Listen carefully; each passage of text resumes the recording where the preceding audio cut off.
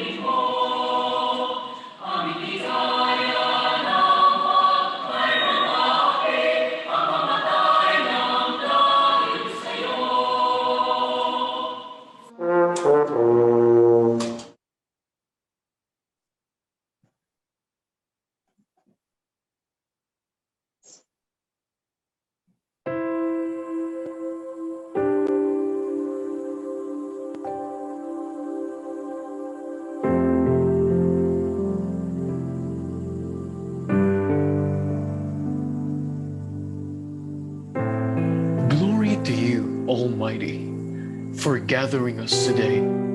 Give us the fortitude to conquer life's challenges so we can excel and be upright in everything that we do. Guide us to be united in diversity, that we may continue to serve and love one another. Amen.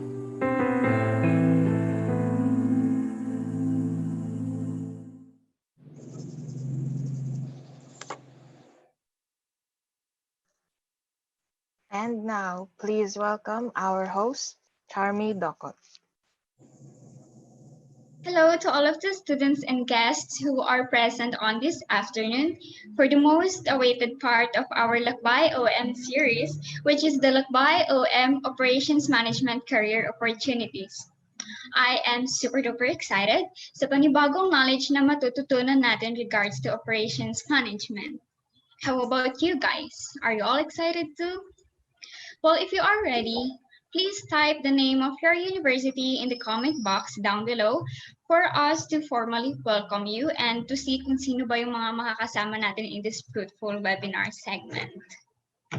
Kindly type your universities in your comment box kung sino ba yung mga present here today.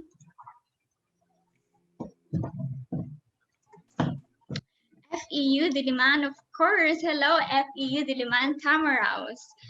Well, sa mga participants, I could also see students from Rizal Technological University. We also have Central University and Bicol University, of course. Yeah, RTU Bonnie, hello. Ay, yung mga RTU, I remember parang from the first webinar present na sila, yung sa nature of operations management natin. So hello, we are glad that you are here again. We also have RTU Pasig. Yes, Bonnie Campus, RTU, of course. Yan.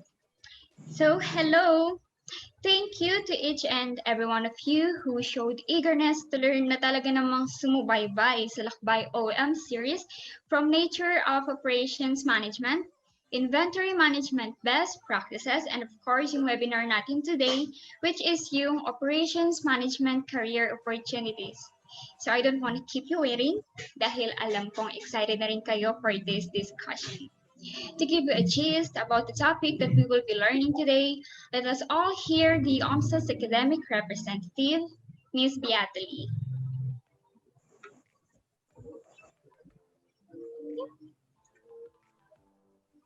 Ma'am Virginia Conquilia, Sir Jericho Francisco, Dr. Felix Baroya, and students from FEU Diliman, Alabang Institute of Technology, Rizal Technological University, and all the different universities who are here with us today.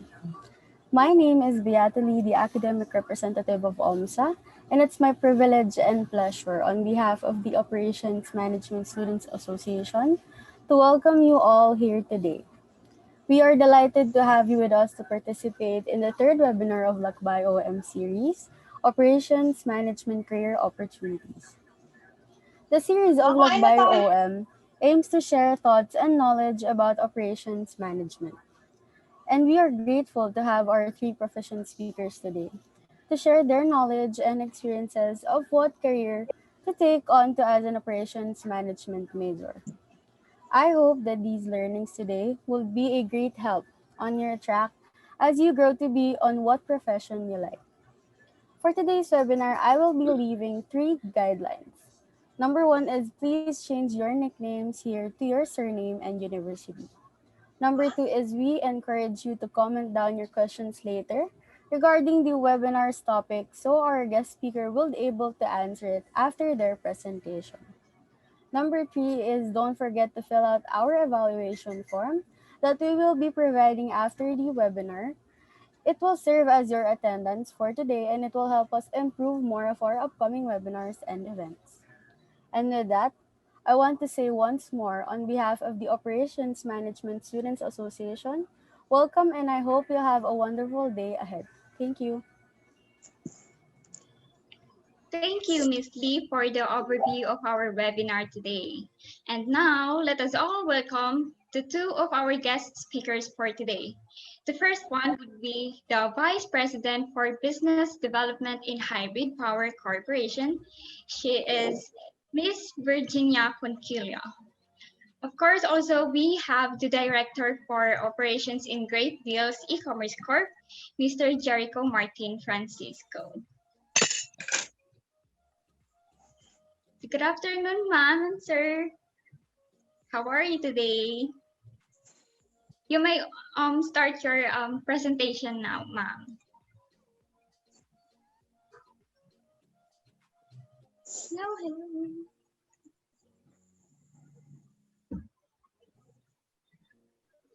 Si ma'am. Ma'am Conquila, are you there?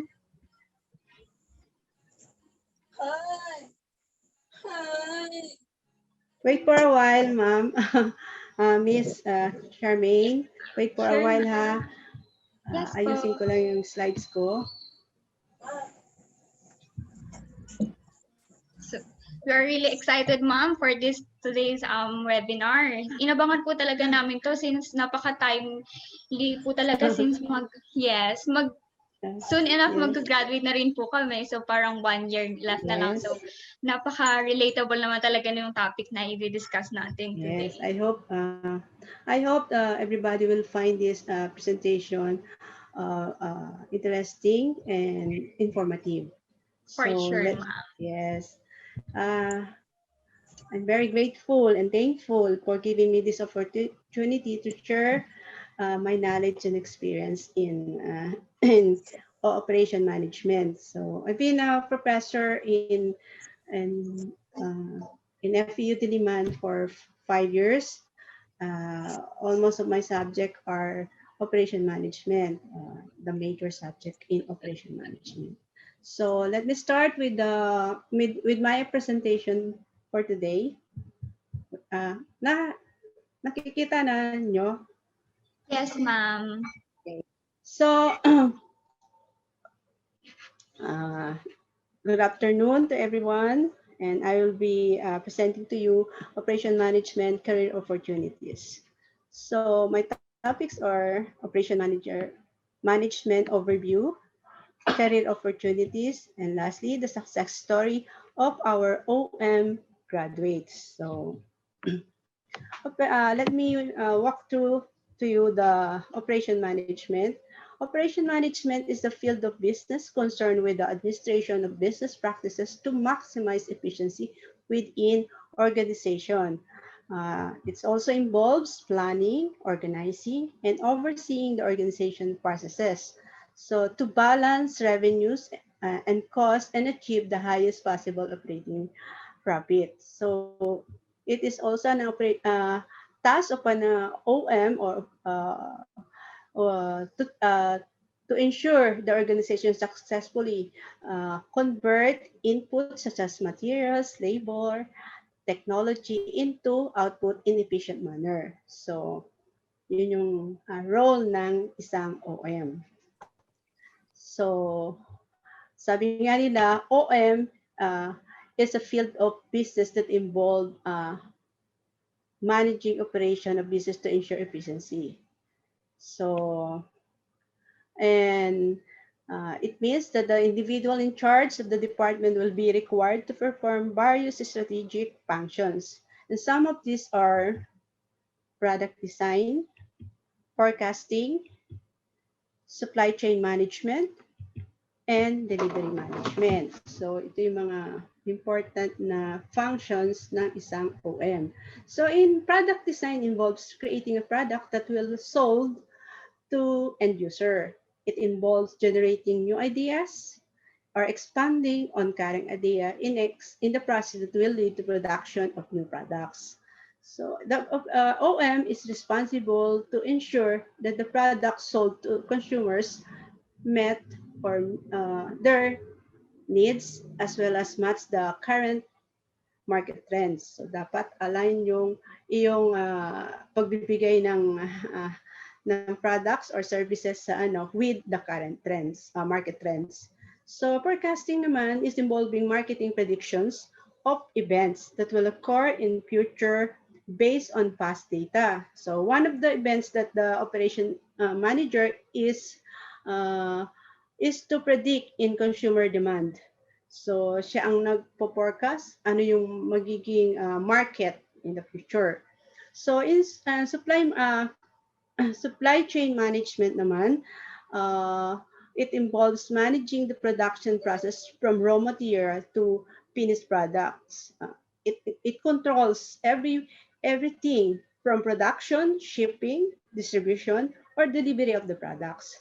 OM manages the supply chain process by maintaining control of inventory management, production processes, distribution sales, sourcing of suppliers to supply required goods at reasonable prices, and properly managed supply chain process will result in efficient production process from low overhead costs and timely delivery of products to consumers. And lastly, last function is the delivery management. The OM is in charge to ensure that the goods are delivered to the consumer in timely manner. They must follow up with the customer to ensure that the goods delivered are what the consumers order and that they meet their functionality needs. So, unlike marketing or finance department, where managers are responsible for their departments, operation management is a cross department role where manager assume an array of responsibility across multiple disciplines. To be successful, OM must possess the following skills. We have the organizational abilities, coordination, people skills, and tech savvy. So, in organization abilities, ito yung abilities that the OM to focus on different projects without getting distracted by many processes. Parang you have to be multitasking. So hindi ka dapat nagdidepende lang sa isang work na ibibigay sa'yo. So the operation manager should able to plan, execute, monitor each project to end without losing focus. So good organization skills can increase production efficiency and help the manager save time. In coordination naman, an OM needs to have good coordination with knowing how to integrate resources, activities, time, and time to ensure proper use of resources toward the achievement of the organization goals. So, dapat coordinated lahat tong tong mga resources natin as well as activities. So coordination involves also carrying specific activities simultaneously and switching between the activities with ease. Kayang-kaya niya ng, yun nga, ay parang dapat multitask ka talaga. It also involves dealing with the interruption, obstacle, and crisis, and efficiently go back to the normal routine function to prevent. Ito yung practicing na mo na dapat aside from multitasking, yung risk management also. So kaya mong iyan yung mga bagay na pwedeng distract or dun sa operation mo, obstacles sa operation mo, crisis sa operation mo. So next is people skills. Ito yung sa akin pinaka-importante sa lahat ay people skills. Ito yung kailangan you are responsible OM in dealing people. This means that they must know how to relate with the employees, outside stakeholders, and other members of senior manager.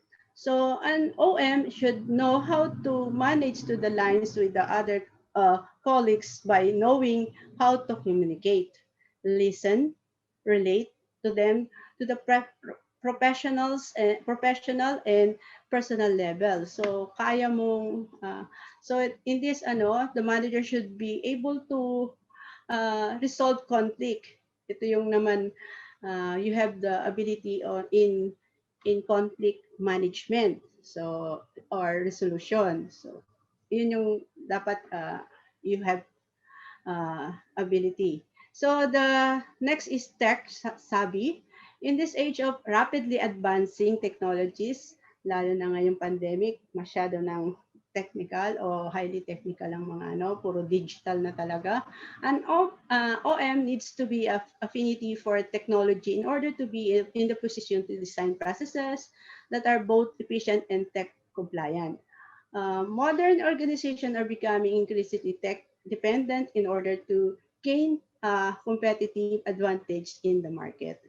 This means the most of the processes conducted manually, such as procurement, transition to most efficient automated processes. So, kasi part ng responsibility ng isang OM sa procurement too. So, may mga tawag dito, mga technology na ginagamit ngayon para you can track you can magagawa mo ng mas madali lahat ng mga purchasing mo. So yun yon. So we find an OM is the next is our career opportunities. OM is the heart of the company of any company, they say. It involves the essential step of producing goods, quality control, quality management, managing supply chain, facilities management, product formulation and design, ordering of goods, warehousing goods, contacting vendors, purchasing of external products. And there are millions of good jobs available to OM, and this position offers substantial upward promotion potential. So we have this entry-level position, mid-advanced level, C-level corporate, entrepreneurial and self-employment, and job not related to OM. So let me start with the entry level. So ito yung mga job requiring no prior to minimal level of experience. So you would normally start in a line position kasi in reporting up to the supply chain department or a plant manager. So you would have specific responsibilities as monitoring warehouse inventory levels, vendor management or ship supervisor. So here are the position for an entry level of OM. Stock Personal Controlling Caliber Assistant, Operation Management Assistant, Shipping and Receiving Personnel, Stock Personnel, Project Assistant, Warehouse Assistant, Purchaser, Technical Operation Staff, and Administrative Staff. Next uh, is the management or mid-management, mid-advanced level position. Ito yung will require some trainings bago ka makakuha ng although prior meron kang prior job experience at least, parang ganun. So, here are the positions: production supervisor, manufacturing supervisor, plant supervisor, supply chains analyst, material supervisor, project supervisor, general operation managers, product development manager, OM or operation manager, quality control manager, purchasing and logistic manager, inventory manager, and facility manager. So you would notice, lahat ng major subjects sa ating course, talagang pwede kang maging manager. Kung specialized ka o you have learned a lot about this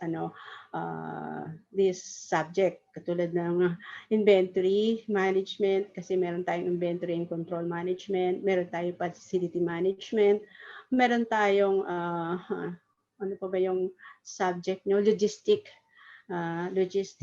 yan yung mga important na mga subjects. So sa akin yan ang tinuturo ko sa mga estudyante ko.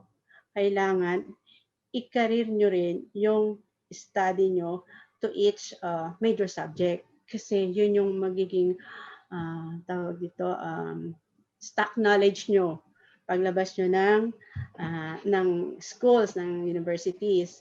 Kasi iyon yung parang sa akin dito yung bala mo sa kanila pagka ikaw ay mag-work in any offices or in any corporate.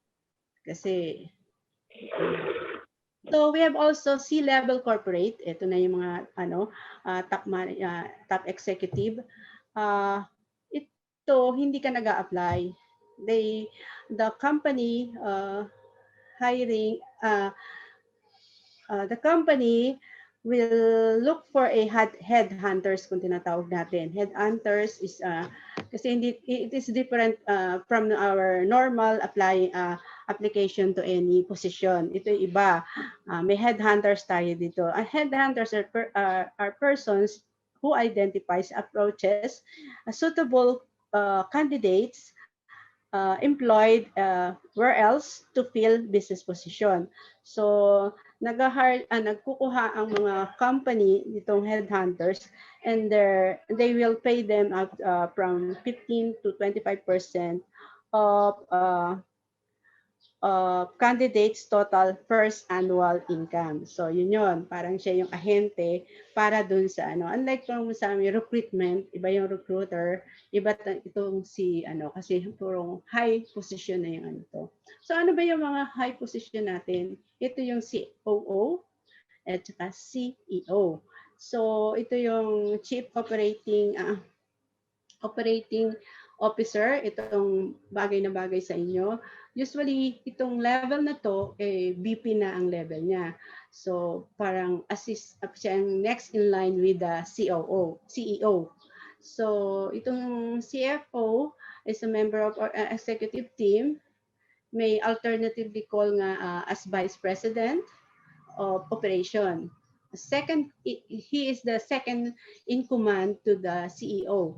The CEO position is tasked with providing leadership, management, vision to ensure that the business has effective people. He has also operational controls, administrative and reporting procedures in place. So CEO must help effectively grow the company and ensure in its financial strength and operating efficiency. So sabi ko nga, kasi in any business, talagang we consider the operation management is the heart.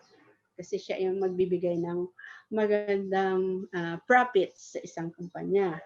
So CEO naman, pwede ka rin maging CEO.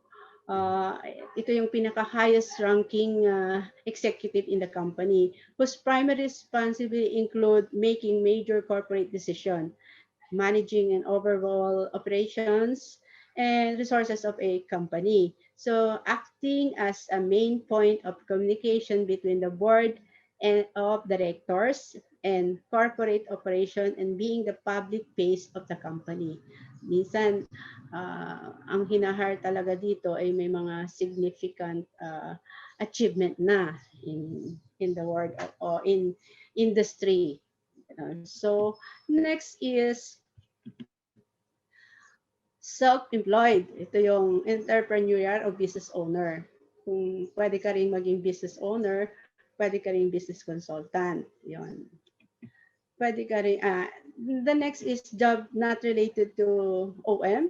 Ito yung mga call center agent, administrative staff, or freelance working online. So let me also, these careers are not considered professionals. Hindi ka kailangan na certified ka like CPA, like lawyer. So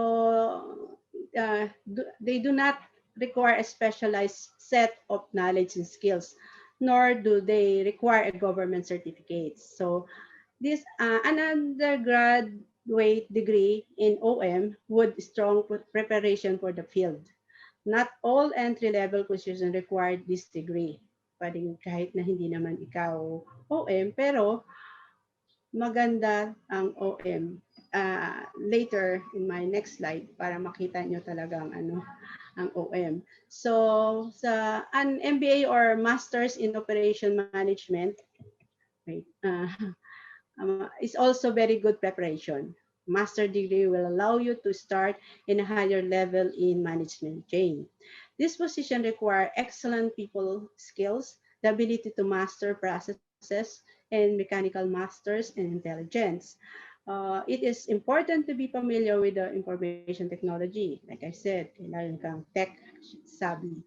So quantitative analysis, people management, and problem solving. So a graduate of this program will most likely be employed in establishment and companies to work in operation, logistic, inventory, planning, purchasing, project management, and similar jobs. So very talaga parang fulfilling kapag nag-graduate ka ng OM. So why I said this, let me share to you the success story of my OM graduates, of OM graduates. So we have this Paula Jean Relo who graduated 2018 kasi from first year hanggang makagraduate siya, na-handle ko sila. So she is our cum laude, and she is now currently connected with BPI Consumer Banking Operation Division, level F.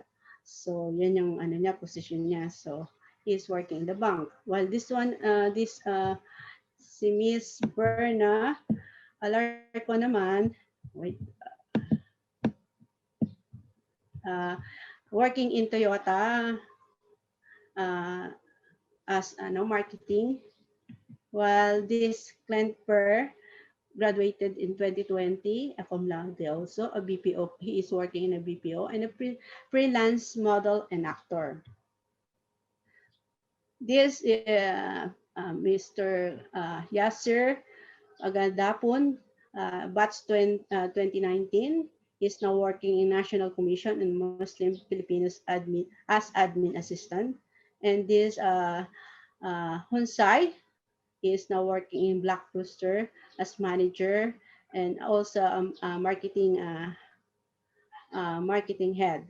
So kung pagbabasihan natin tong few student na kasi hindi ko naman sa inyo ma-share lahat kasi pero I assure nyo, lahat halos ng graduate dito is now working in different fields. So like I said, parang pwede siya kahit saan.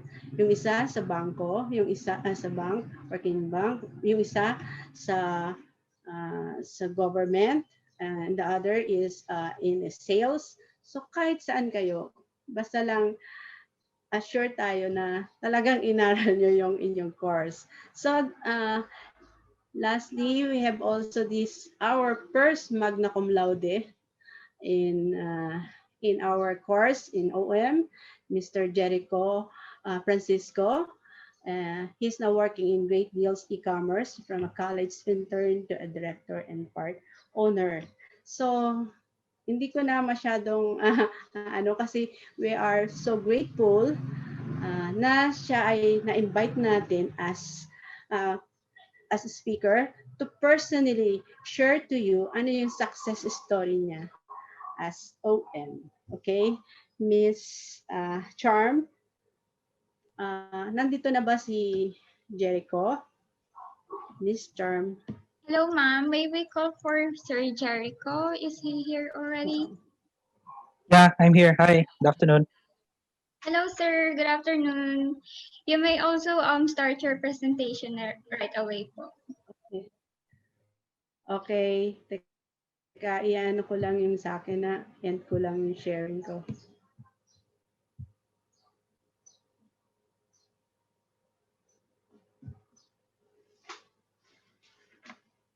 Hi, everyone. Good afternoon.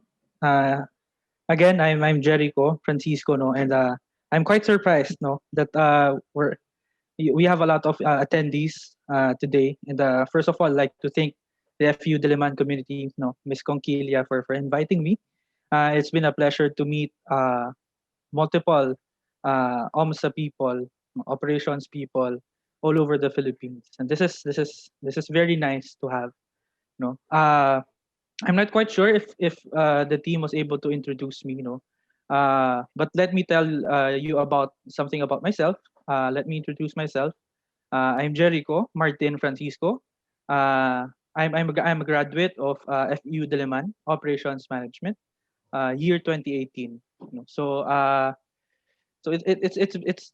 It was just few years ago. No, ever since I started working, but allow me to grow to relate to you some of my experiences. No, and I've been working with Great Deals for the past 3 years. I'm part of the operations.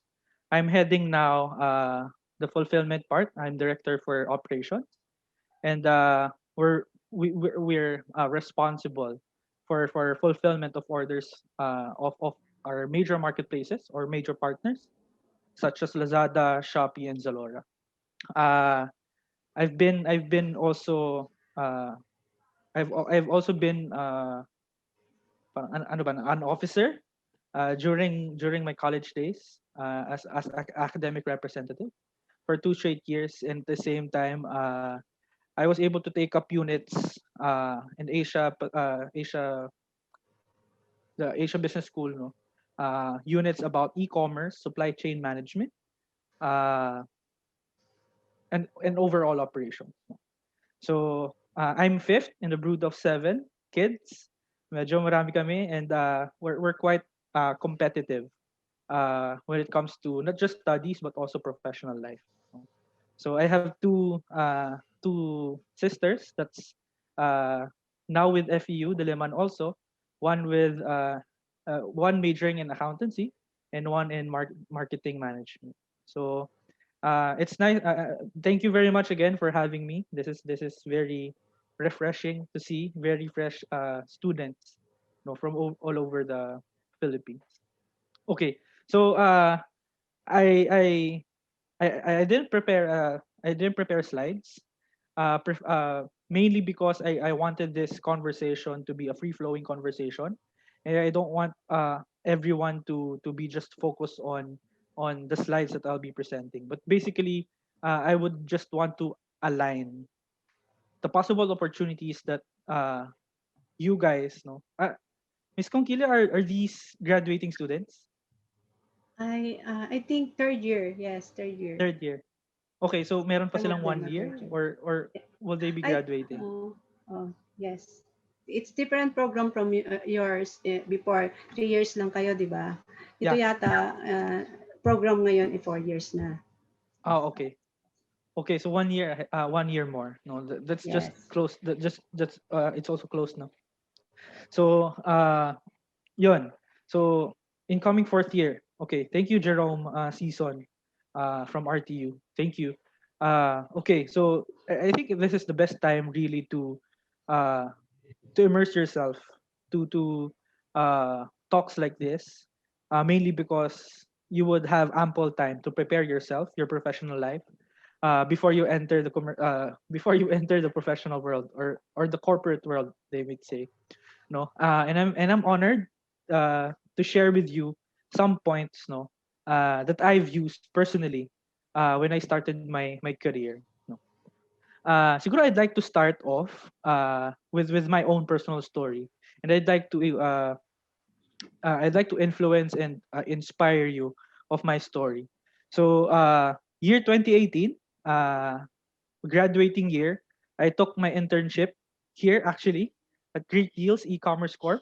Uh, my background, if you can see, is actually our main office in Bokman, Banawe, Quezon City. And well, back then, no, 2018, hindi pa ganito yung itsura ng office namin. It was a warehouse and an office rolled in one. No, so it's fairly small. It was a startup company, and I took up my internship here because of two simple reasons. Number one, uh, because e-commerce was new, and I was able to read articles about it. My research paper was about e-commerce, and I was just pushed to try going e-commerce way. So I chose Great Deals. And number two, uh, it was close to my home.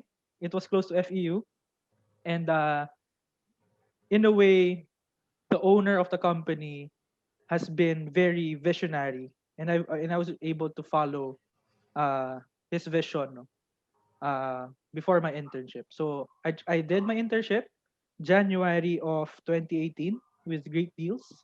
It took me around very much April, like around 4 months to finish my internship. And well, luckily, no, I think not all will have the same fate as I had. Uh, the last day of my internship, that was I started January 9th and ended April 4th. April 4th, I said my thanks and goodbyes to the team, to our marketing team, to our HR and finance, to the operations team, and thank them for helping me, understand on a larger landscape what it's like, to feel what it feels like to work and to be with a team, with different ages, uh, diba? Working with a common goal and all. And during my last office to knock on, it was the owner, no. It was our boss, Steve C. And I said my thanks, Sir Steve. Thank you for having me. Thank you for being an open book. Uh, and he just did this, no. And I want you guys to focus, no, because he just did this. Come here. So I went to his office, uh, and I think the rest is history. He offered me a job to be part of the operations team, to be honest, this is me straight up being honest. And boss knows this, no. I intended to accept the offer for just 6 months. I was about to stay in the company for just 6 months, just to say my thanks and just to show my gratitude to the whole team because they were able to help me. No? Uh, so I went in. Second month in of my employment, I was deployed to Bulacan to start the new warehouse there.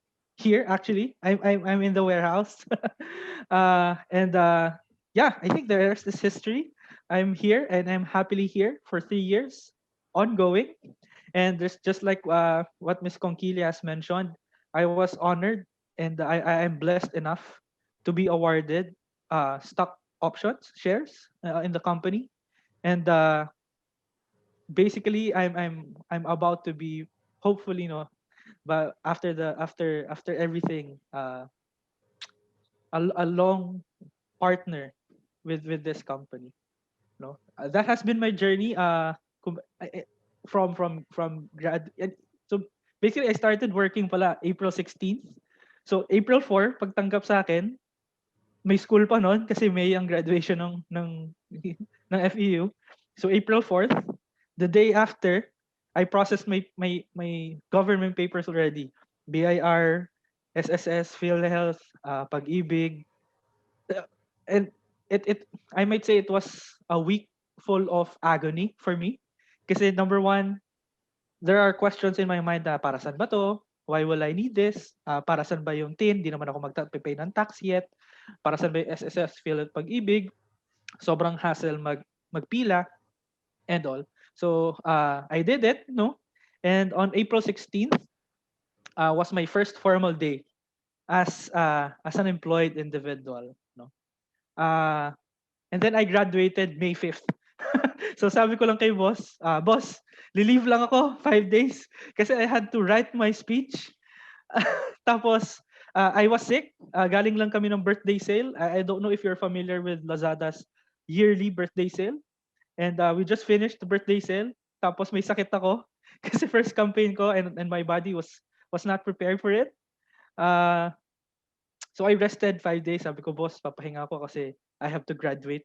Gusto kong rumampa sa gusto kong magmarcha. So I took a 5 day leave and then Sunday yung graduation.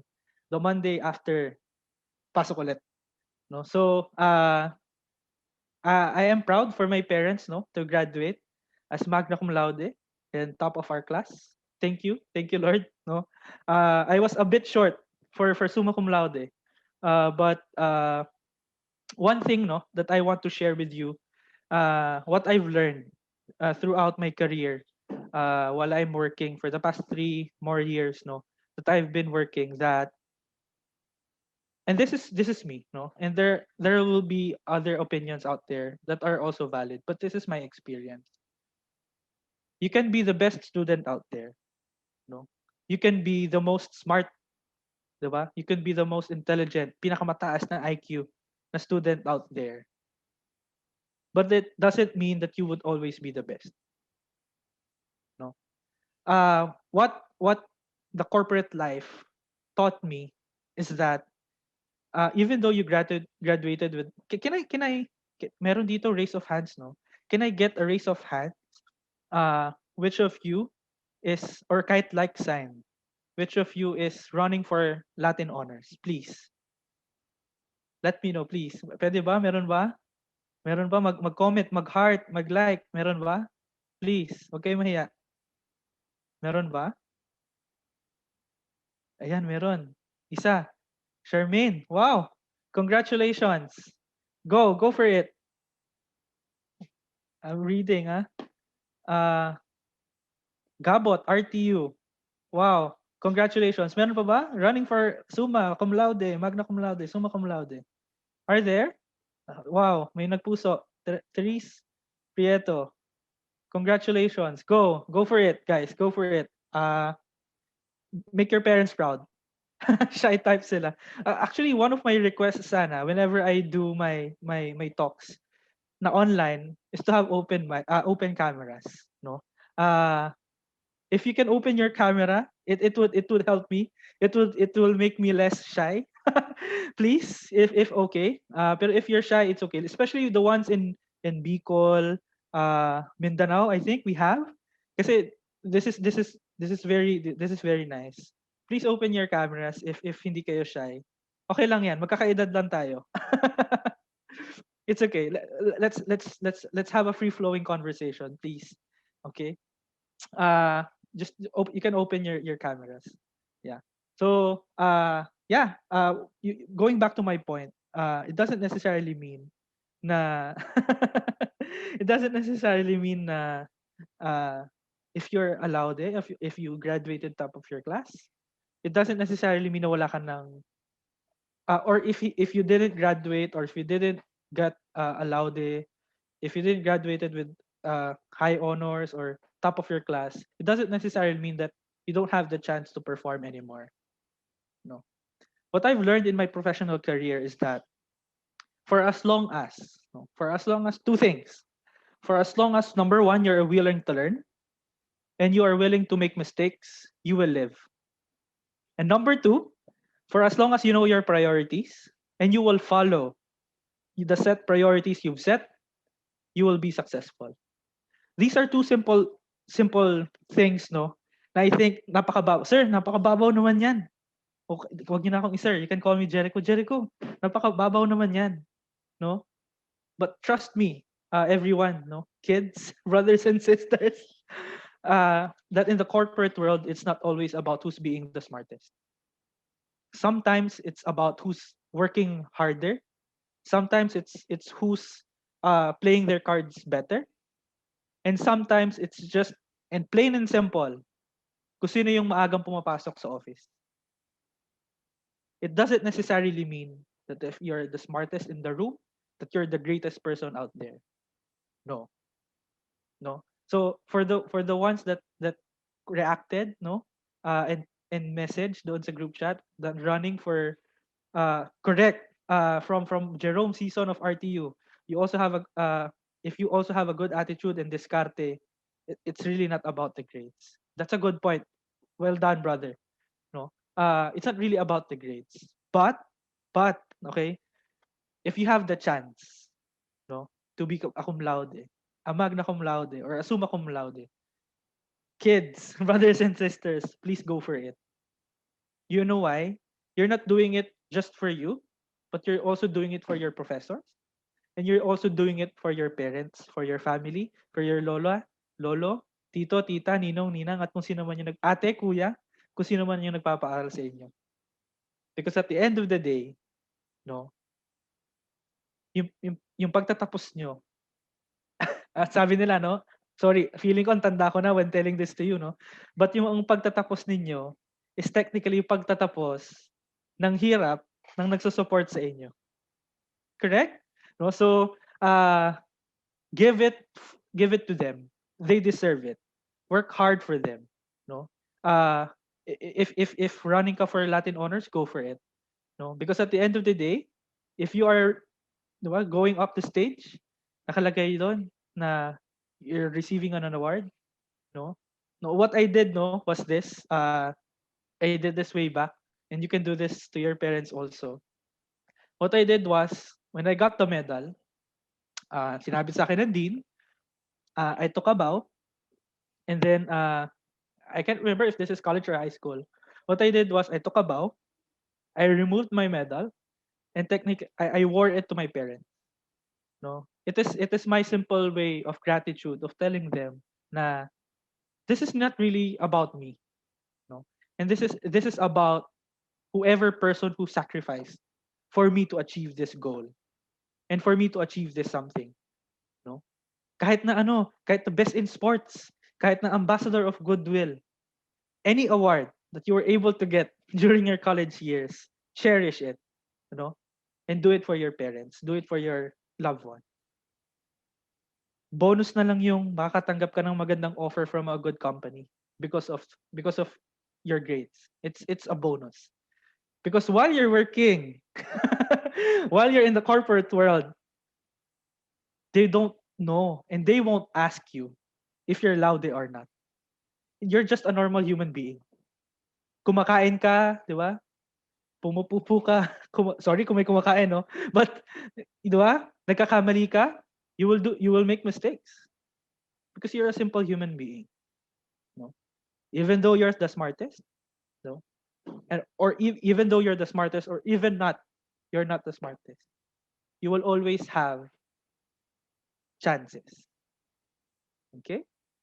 And siguro I have siguro as part of my sharing, no. This is one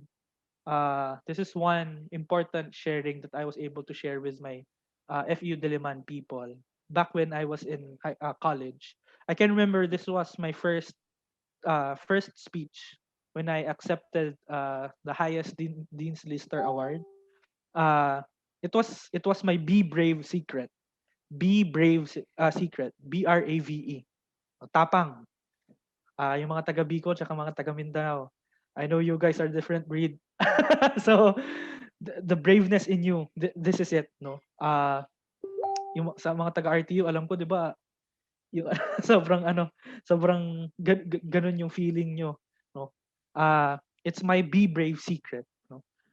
You can visit FU Diliman page. I think it's there still, nakapin yun. If you would want to know my college story naman, it's there. Swipe nyo lang, hanapin nyo lang, it's there. But I'm also sharing this to you, and I want you to write it down. Please do me a favor and write it down. Hindi man kayo magpakita ngayon, it's okay. Pero please makinig kayo sa akin. Makinig man lang kayo. So I'll type it also dun sa chat box. No, I'm sorry I was not able to prepare because I won't make reasons. No, but been very busy with board meetings. No, but I really wanted to be with you guys. No, so I'll be sharing you my Be Brave secret. No, Be Brave secret. It's this one. Okay? Starting with letter B. Meron bang ano? Meron bang yan. Thank you Alfaro from RTU Pasig. Napaka-active ng mga taga RTU ah. Sorry, from the people from Bicol and Mindanao, can you understand my Tagalog? Okay lang ba? Or do I need to speak in pure English for you? Please let me know, okay? Please. Okay? Meron ba? Thank you, ano nuevo. Okay, meron ba? Hula kung anong ibig sabihin ng B. Thank you for the ones who commented. Okay? Meron ba? Letter B. Thank you, Young from CMU. Meron? So I'll be showing letter B. First is this one. First is be ready to sacrifice. Brothers and sisters, being able to sacrifice, not just for yourself, but also to the people you love and the people around you, teaches you selflessness. No? And the moment you are selfless, it will open you, opportunities will open for you.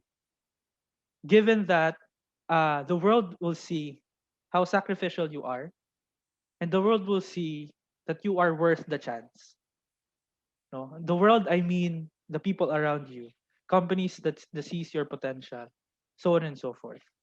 No, and it's for me, my personal meaning of this is that I sacrificed my hobbies, no, for my goals. Kagaya nung una kong sinabi, diba? Two things. Ano yung second? It is knowing your goals and focusing on those goals, no, to achieve those goals. Some of the few sacrifices I made, no, while I was studying, preparing for my for my corporate life, is that I sacrificed my hobbies. I really like basketball. For the guys out there or for the ladies out there, for the people who loves the sport, the art of basketball, I won with you guys, and it's been really my passion to play basketball. Simula elementary, I was part of the varsity team. High school, di ako pinayagan ng parents ko kasi gusto mag-aral ako. Swimming. So swimming naman ang varsity ko. So I was really into sports, no? And I had to sacrifice it. I had to sacrifice my time in those hobbies because I had a goal. And that goal is to give my parents the highest possible grade that I can get, give them the medal that I am receiving, and make them proud. No, I sacrificed sleep. No, as students, I know you've sacrificed a lot of sleep. Sacrifice eating hours, pahinga, rest. Uh, Sana not mental health. No, I'm an advocate of mental health uh, enrichment. No, uh, basically sacrifice. No, money, time for your family, time for yourself, time for the jowa, time for the boyfriend and girlfriend, time for yourself, time for the parents, time to rest. Uh, Same po. Yeah. So it's really about sacrificing what you can live without for the things you would want to live moving forward. Live for moving forward. I'll repeat that, no? You will really need to sacrifice for the things that you can live without, for the things that you want to live for moving forward. Okay? I-quote niyo yan. I-Twitter nyo. I don't have a Twitter, but you can you can write my name. Just give me credits. Joke. No? You can follow me through LinkedIn, by the way. Jericho Francisco. Yeah. So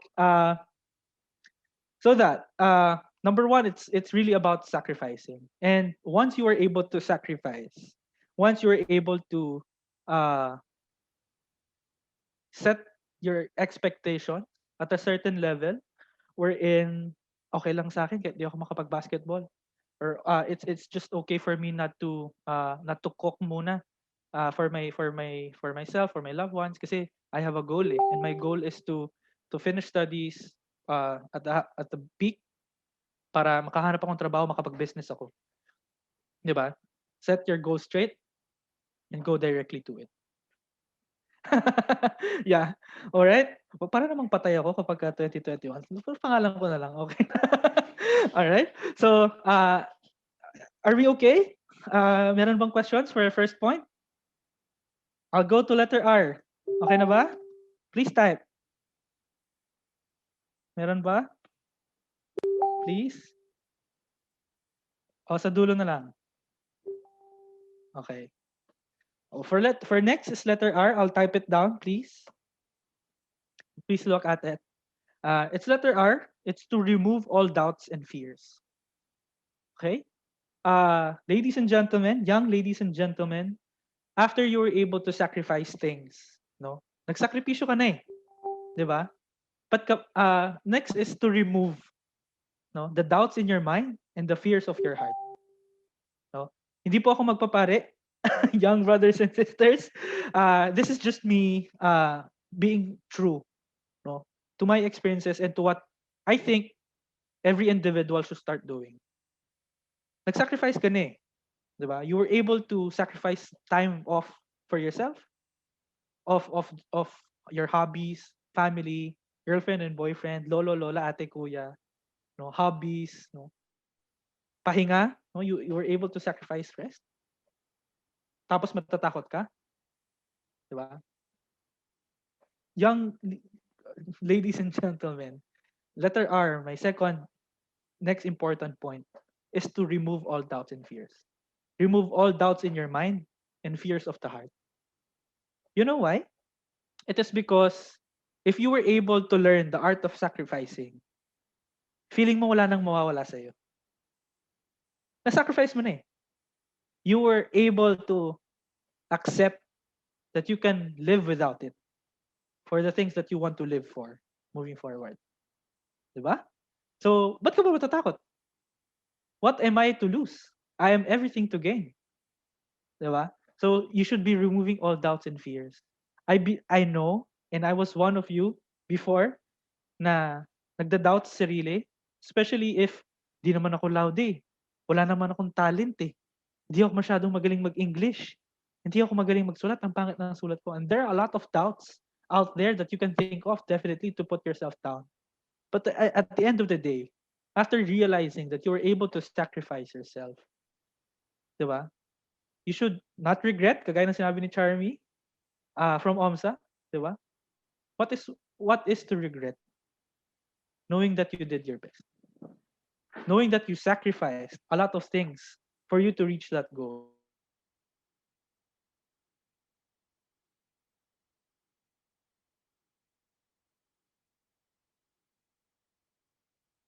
Full and less hard. Because you know na in yourself that you can do it. Diba? Believe sa sarili.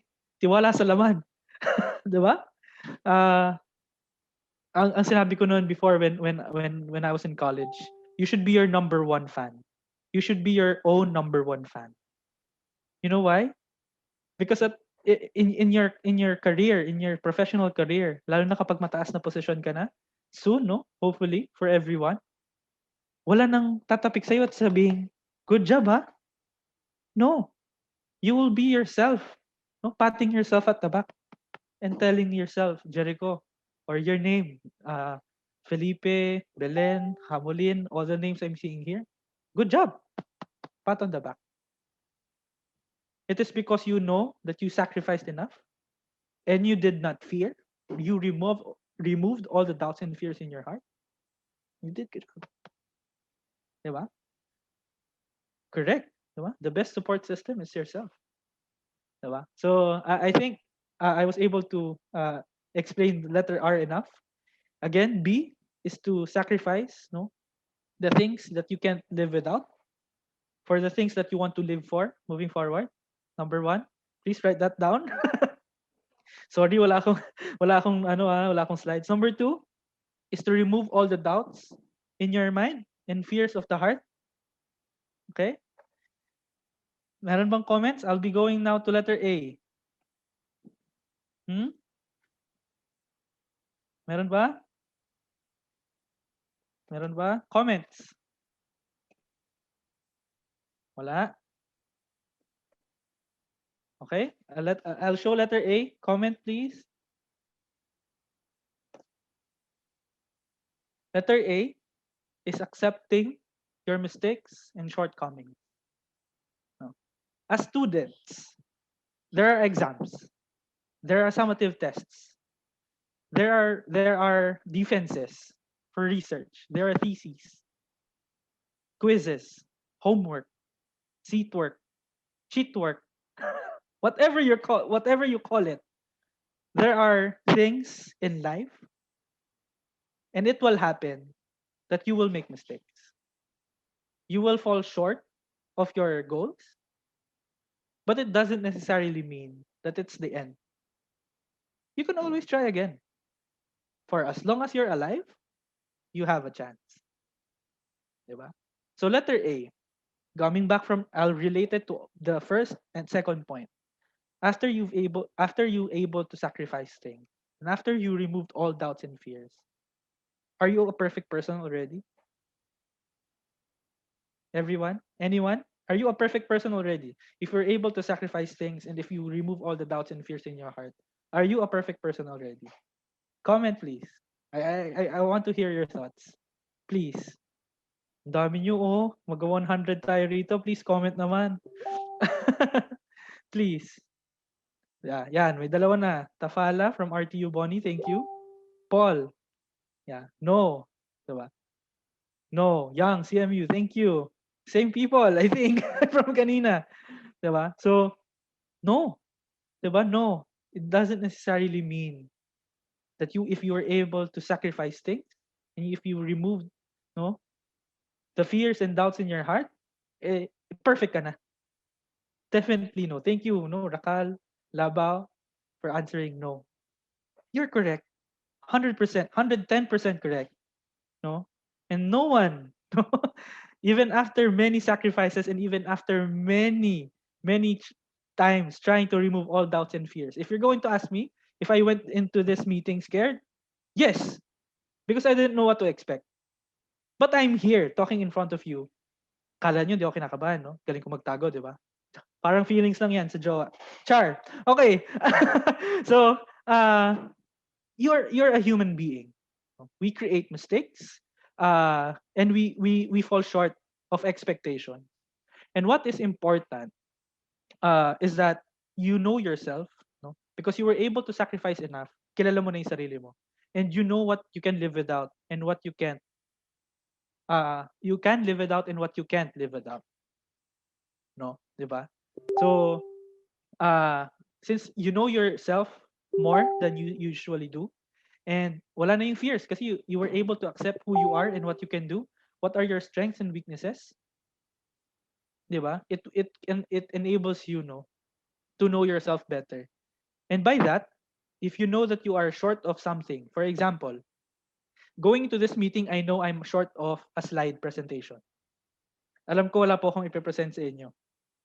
And I didn't expect to have this much big of a crowd, to be honest, no? Kasi this is the first time na parang yung OMSA, parang which I attended, no, na ganito karami. And when I entered, I first saw the list of the names, sabi ko, wow, these are not just FU students. This is from all over the Philippines. No? And I'm very honored to be here. So this is one of my shortcomings that I was not able to prepare. Kahit na ganong busy, kahit anong reason, there's no perfect reason, di ba? This is a part of my shortcoming. And what is important in by this is that you make up for the shortcoming. So effort ako ngayon. Nagta-type ako, 'di ba? I'm alive kahit na hindi ko alam kung nakikinig kayo sa akin kasi naka-off yung mga cameras ninyo. So, hopefully, no, hopefully may nakikinig. Hopefully nag-enjoy kayo at hindi kayo inaantok kasi past lunchtime, no? Bagong kain kayo or baka hindi pa kayo kumakain, sabihin niyo ang daldal ko. Okay, moving on. Uh, from RTU, it doesn't mean that you have to be perfect, but you have to be a wise man instead.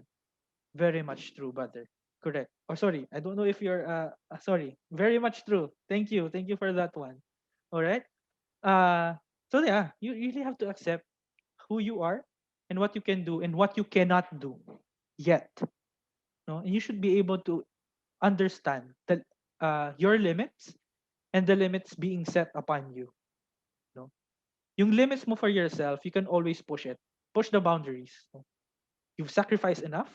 No, you remove all the doubts and fears of your heart. Diba? Magkamali ka na. While you are young, now is the perfect time to create mistakes. Because when you're at the age of 60, 50, 40, oh, actually 40 is young pa eh, no? 70, 80, 100, 150, if God permits, mahirap na pag nagkamali ka. But now is the perfect time as students, as college students, as graduating people next year. Now is the perfect time to create mistakes. In your first few years in your corporate life, make as much mistake as possible. For as long as hindi kayo papagalitan ng boss nyo. Wag naman. Wag nyo ibenta yung kumpanya ninyo. Diba? For as long as your company, no, within the threshold allows you to make mistakes, do it. Challenge yourself. No? Kasi at the end of the day, kapag sinabi ng boss mo, oy, tama na, sobra ka na. Then, it is the limit set upon you. Alam mo na that you have to follow by it. Clear? Yeah. Okay? So, I'll relate again, no? Sacrifice. Be ready to sacrifice. Remove all doubts and fears. Accept your mistakes and shortcomings. Okay, meron bang comment? Violent reactions? I'll go to letter V. Okay? Meron? I'll go to letter V. Please look at your comment section box. Letter V is to value your chances. Sorry, that's your. Value your chances. That's your. Okay?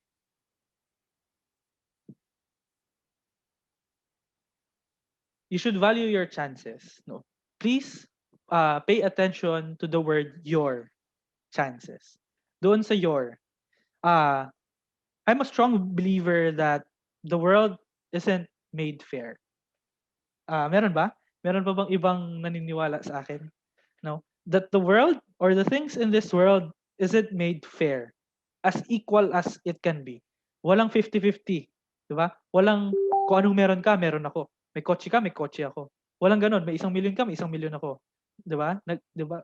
May 3 kapatid ka, 3 kapatid din ako. Nothing in this world is made equal. No? Thank you for the one who agreed, no? Thank you. May nakikinig. Ayan. Thank you. Central Mindanao. Wow. Thank you. No. Nothing in this world was created at as equal as possible. Wala. Nothing. Kahit kayo guys, look in front of the mirror. Try to parang hatiin niyo yung mukha niyo in half. Your left side is different from the right. Maniwala kayo, oh, maraming tumingin sa mukha. Maraming tumingin sa itsura nila ngayon. But believe you me, even your hands, look at your hands, magkaiba yan. Nothing in this world is perfectly made the same. Okay? And your chance, or the chance given to you, not equal but balance. That's good. Good for you. But nothing in this world, or the chances given to you, is precise, accurate, and specific. Ulitin ko ha, the chances given to you is precise, accurate, and specific. Ulitin ko pangatlo, baka hindi nyo nasulat eh. The chances given to you is accurate, precise, and specific. Ikaw lang ang meron yan. Diba? The chances given to you, the things that you have, the house, the car, kung sinaswerte ka, o the apartment, the farm, the bundok, kung may bundok yung pamilya ninyo, kayo lang ang meron yan, along with all the blessings of your life. And no other student in this world, kahit saan parte ka ng mundo pumunta, has the same experiences and has the same chances as you are. Anong ibig sabihin ko dito?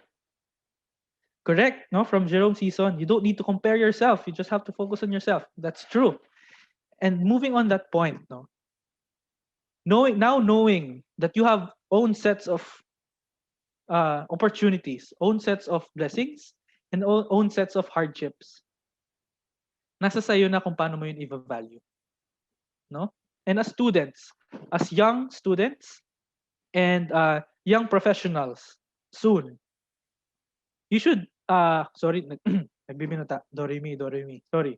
You should know how to maximize and value the chances given to you. Chances given to you by your parents, no? The loved ones, yung nagpapaaral sa inyo.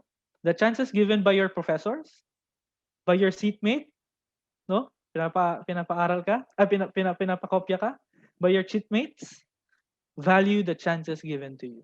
Value your chances. Your chances are specific to your needs. Okay? So, kagaya ng blessings, hindi rin tayo pare-parehas ng hardships. And through those hardships, depende yun kung paano mo siya gagawing positive. Diba? Ang sinasabi nga nila, make your weaknesses as part of your strengths. Make your shortcomings as part of your armor for the next few years. Diba? Value your chances, young leaders. Value the chances given to you.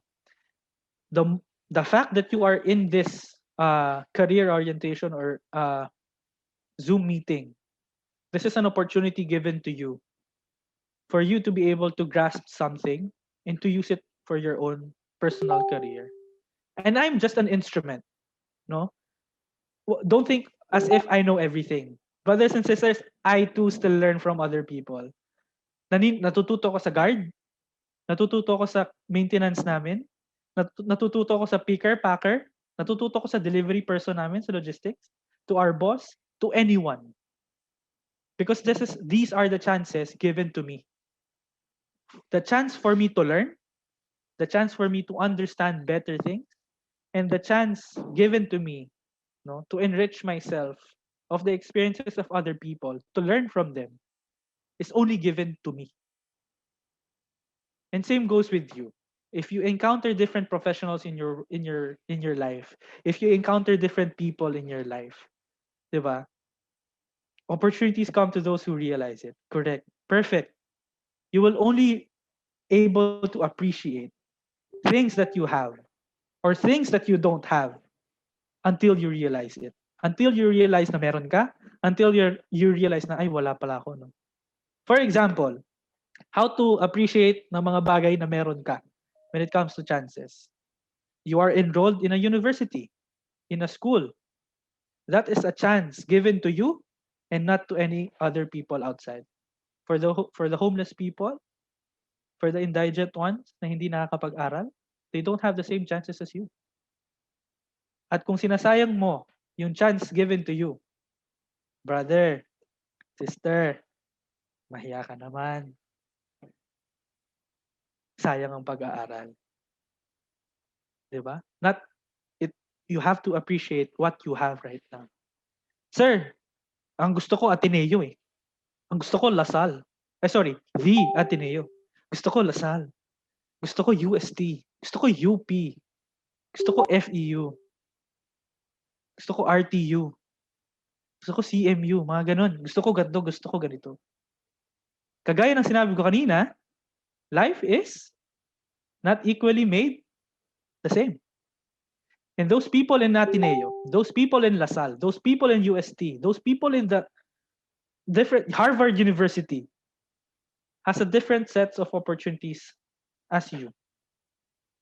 We are all created differently and we have different sets of career paths. Diba? Paano naman mag-appreciate ng wala ka? Sir, paano yun? Wala nga ako eh. Appreciate ko pa? Ano, parang ewan lang? Example,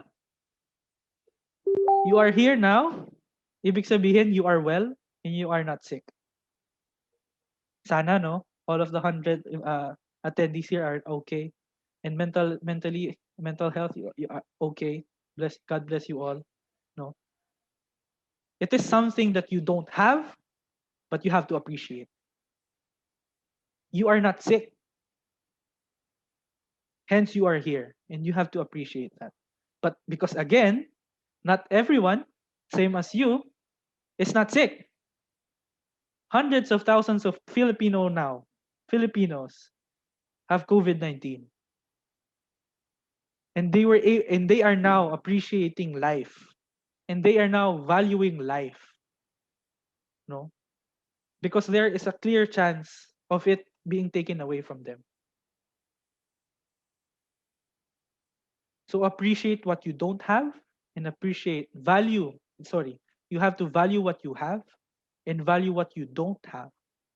Because at the end of the day, it is all about what you do and what you make out of most out of that, what you have and what you don't have. So young ladies and gentlemen, this is one of the most closest things in my heart. It is to one of the, kasi yung last yung pinaka important. No? It is really to value your chances. While I was driving, short story. While I was driving on my way to work, may nakasalubong akong family of yung mga from the highlands, bumaba dito sa North Luzon para manlimos. And normally I give kung ano yung meron ako. No?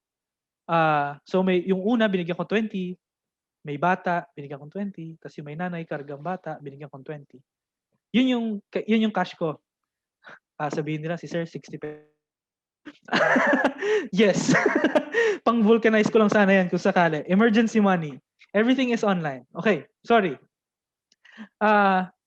And then nagtawag yung tatlong binigyan ko nung 2020, nagtawag. And lahat sila pumunta sa sakyan ko. And one thing that I realized is that what I have, no, I appreciated. I had the 60 pesos to share. Huwag niyong i-quote na nagbigay akong pera, baka sabihin niyo, pakikat ako at nagbibigay ako ng pera, ha? Huwag po yun. Okay? What I had was 60 pesos that I was able to share. The next thing that I realized is that what I don't have anymore. Nung maraming pumunta at kumatok sa window ko, and I felt bad because I had nothing left to give. I realized and I valued what I had, the 60 pesos, because of something that other people doesn't have. They don't have money. They don't have food. They don't have shelter. And yet, they are still alive. And you cannot compare your chances versus their chances. Because you value your chances differently versus how they value their chances differently. Sila, yung 20 pesos na binigay ko sa kanila, tumatalon na yung bata. But to those people that I was not able to give any, I saw their eyes. And it's sad, no? But wala eh. I am now appreciating what I don't have. Na-appreciate ko yung wala na ako kasi na-realize ko how difficult it is out there and how blessed I am. Okay? So, pasensya na, I took long, no, to explain letter V. It is because it is really important for you guys to appreciate what you have. No? And don't think about what you don't have. Soon, if you're able to focus enough for yourself, earn enough money for you and for your family, you would be able to afford to get or to buy, hopefully, to eat whatever you want to have. It will come. You are young. It will come. Okay?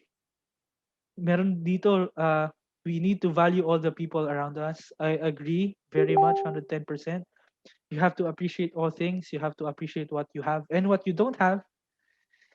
Kung di ka marunong mag-appreciate, magpo-focus ka sa ibang tao kaysa sa kung ano meron sa'yo.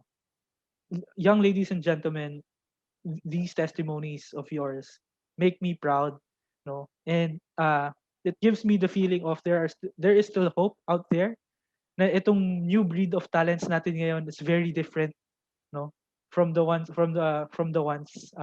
past us, no? So please, let's change the mindset. No? Let's change the feeling. Let's start the movement of being appreciative, of valuing what we have and what we don't have. Okay? Kung gagawin nyo man yung ano sa Facebook nyo, itag nyo ako please, Jericho Francisco at Facebook. You can follow me also. All right? So is everyone ready for the last letter? What is the last letter?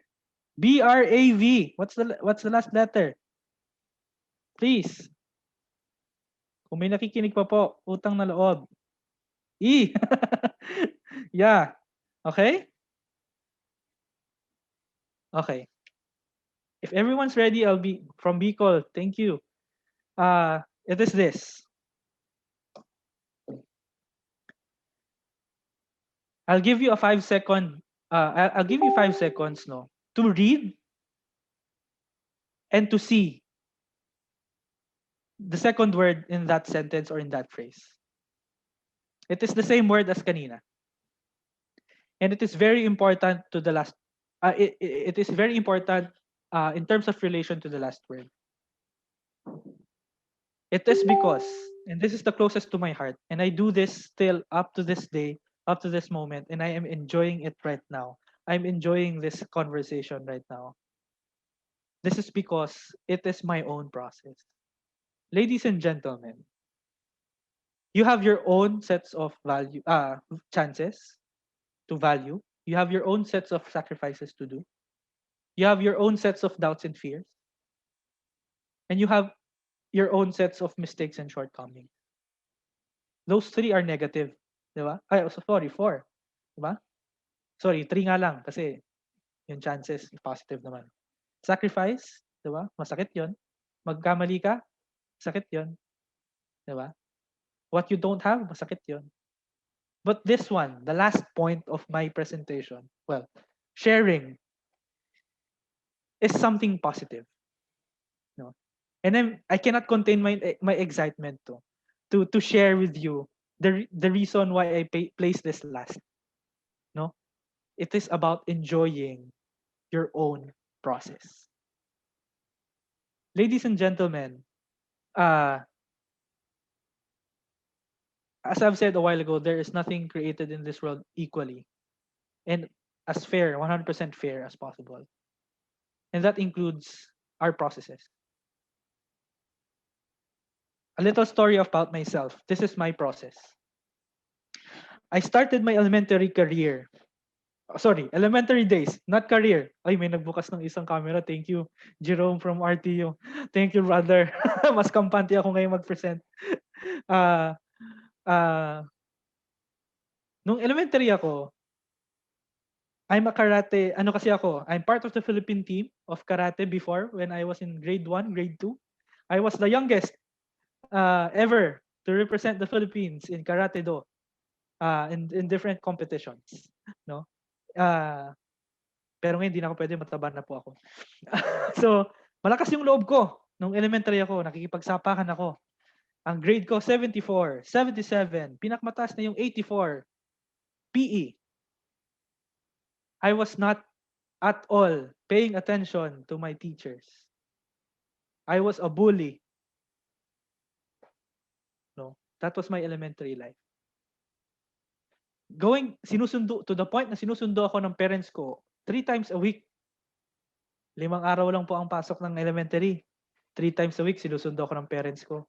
From the principal's office or from the owner's office of the school, telling my parents that I punched somebody, I kicked somebody, diba? I said a bad word to somebody because I'm not perfect. And I had to go under that process. Going to my high school life. High school lang ako sinabihan ng tatay ko na, anak, pag ikaw hindi ka nag-aral lang maayos ng high school, patitigilin kita. And I was afraid because I don't want to stop. Sayang yung chance na makapagtapos. So nag-aral ako. I tried my best. Hindi na ako naglaro. I tried to sacrifice my basketball. Swimming na lang, diba? And nung lumabas yung first quarter grades, no, nung high school, first year high school, sabi sa akin ng teacher, Jericho, nandaya ka ba? Ikaw ba talaga to? Magkano ang binayad mo sa professors mo? They didn't believe that it was my grades. It were my grades. Kumbaga, 'di ba? They were surprised to see another version of me because I was able to undergo my elementary process. No, sabi nung first quarter ko, sabi ko, ma'am, nag-aaral na po ako. Talaga pong mabait na po ako. 'Di ba? Second quarter, ganun ulit. Nag-top ako ulit, top 2. Hindi po ako top 1, hindi pa po ako masyadong magaling nung high school eh. Nagganon ulit, tanong ulit yung principal naman. Jericho, wala ka na bang inaaway? Wala, hindi ka nasuki ng office ah. Ano ba nangyari sa'yo? Napatakan ka ba ng holy water? All those things. No? And I was able to graduate my high school. Tapos naging PRO ako ng student council, naging vice president ako, and then eventually naging president ako. And during my graduating year, no one expected the bully Jericho from elementary, from the average of 77% Jericho, to receive 2 awards during my high school graduation. It was the leadership award because of me being the president of my high school council, and my first honorable mention award, academics. I only had 2 awards, no best in, best in. Kung meron best in chika, ako yun. So I was that. No. So I had to undergo my elementary high school process before I was able to overcome my college process. And same goes with my college career. I didn't start at FEU, and this is me very honest, no. I started as a UST engineering student. I was a tiger. No, meron bang taga UST dito? Wala. Wala yata. No, so I took up electrical engineering for almost 2 years at the University of Santo Tomas. No. What happened was there are a few subjects na nahirapan ako that I had to retake, no?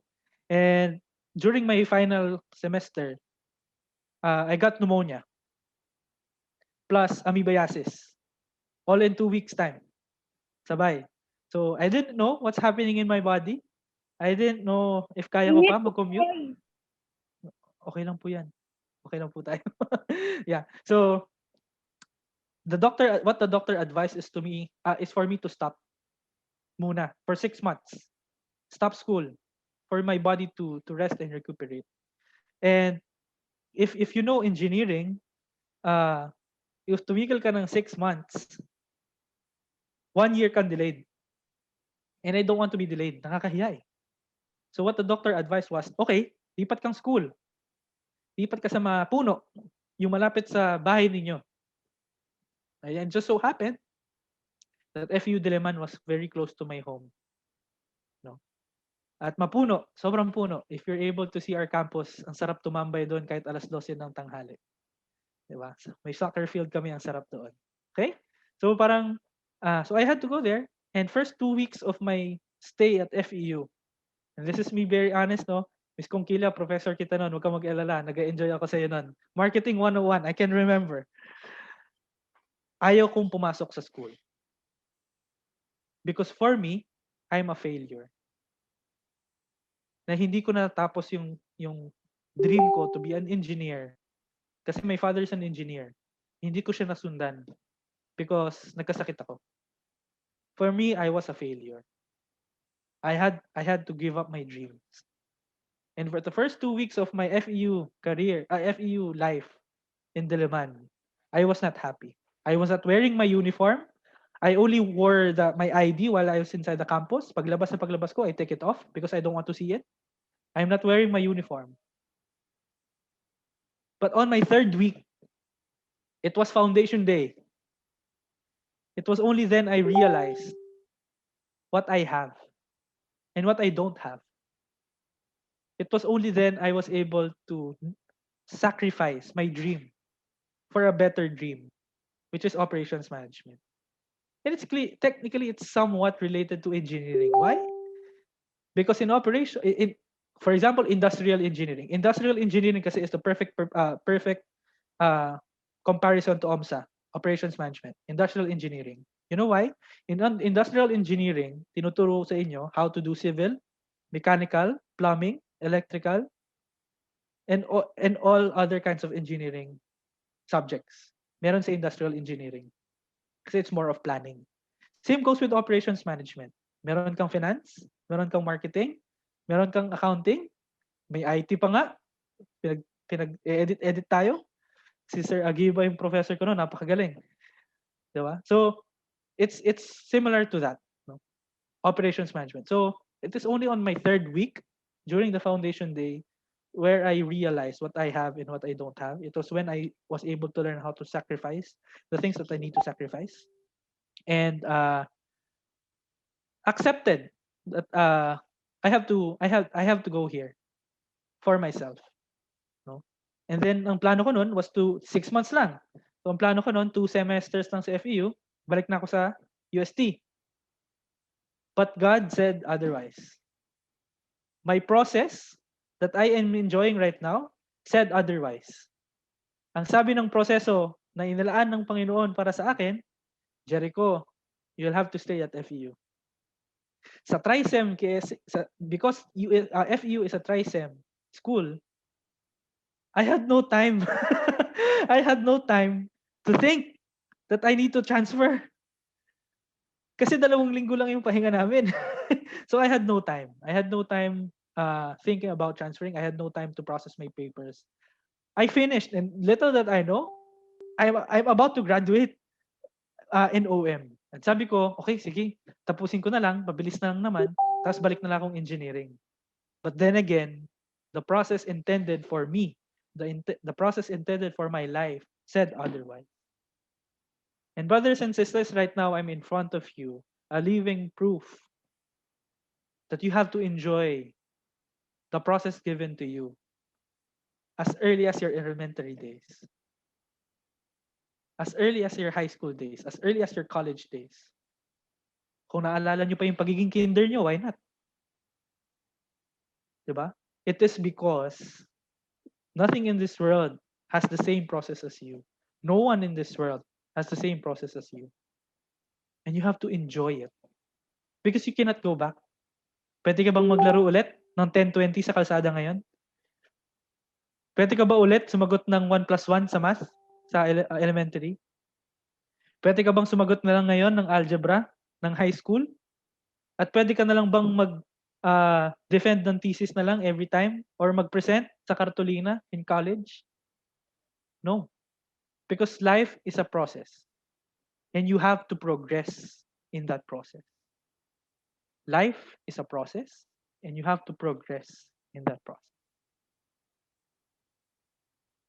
Ladies and gentlemen, you have to enjoy your process. We have our own sets of processes. And you have to own it. Diba? Thank your professors. Thank your parents early. Kahit hindi ka pa-graduate. Honor them. Diba? Do what makes them proud. And I'm doing this for Ma'am Kungkilya because I know she's very, very proud of me. Thank you for it. Inspire more people. Diba? And this is my dream, no? Huwag niyong gayahin yung mga pangit kong sinabi, But this is my ultimate dream before.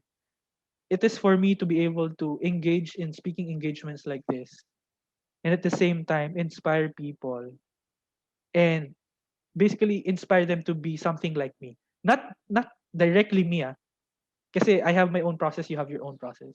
To be similar or to have some uh the same path as what I have. It's not easy, but for me it's the perfect process because it was my process. And sooner or later you'll be completing your own process of life in college soon, no?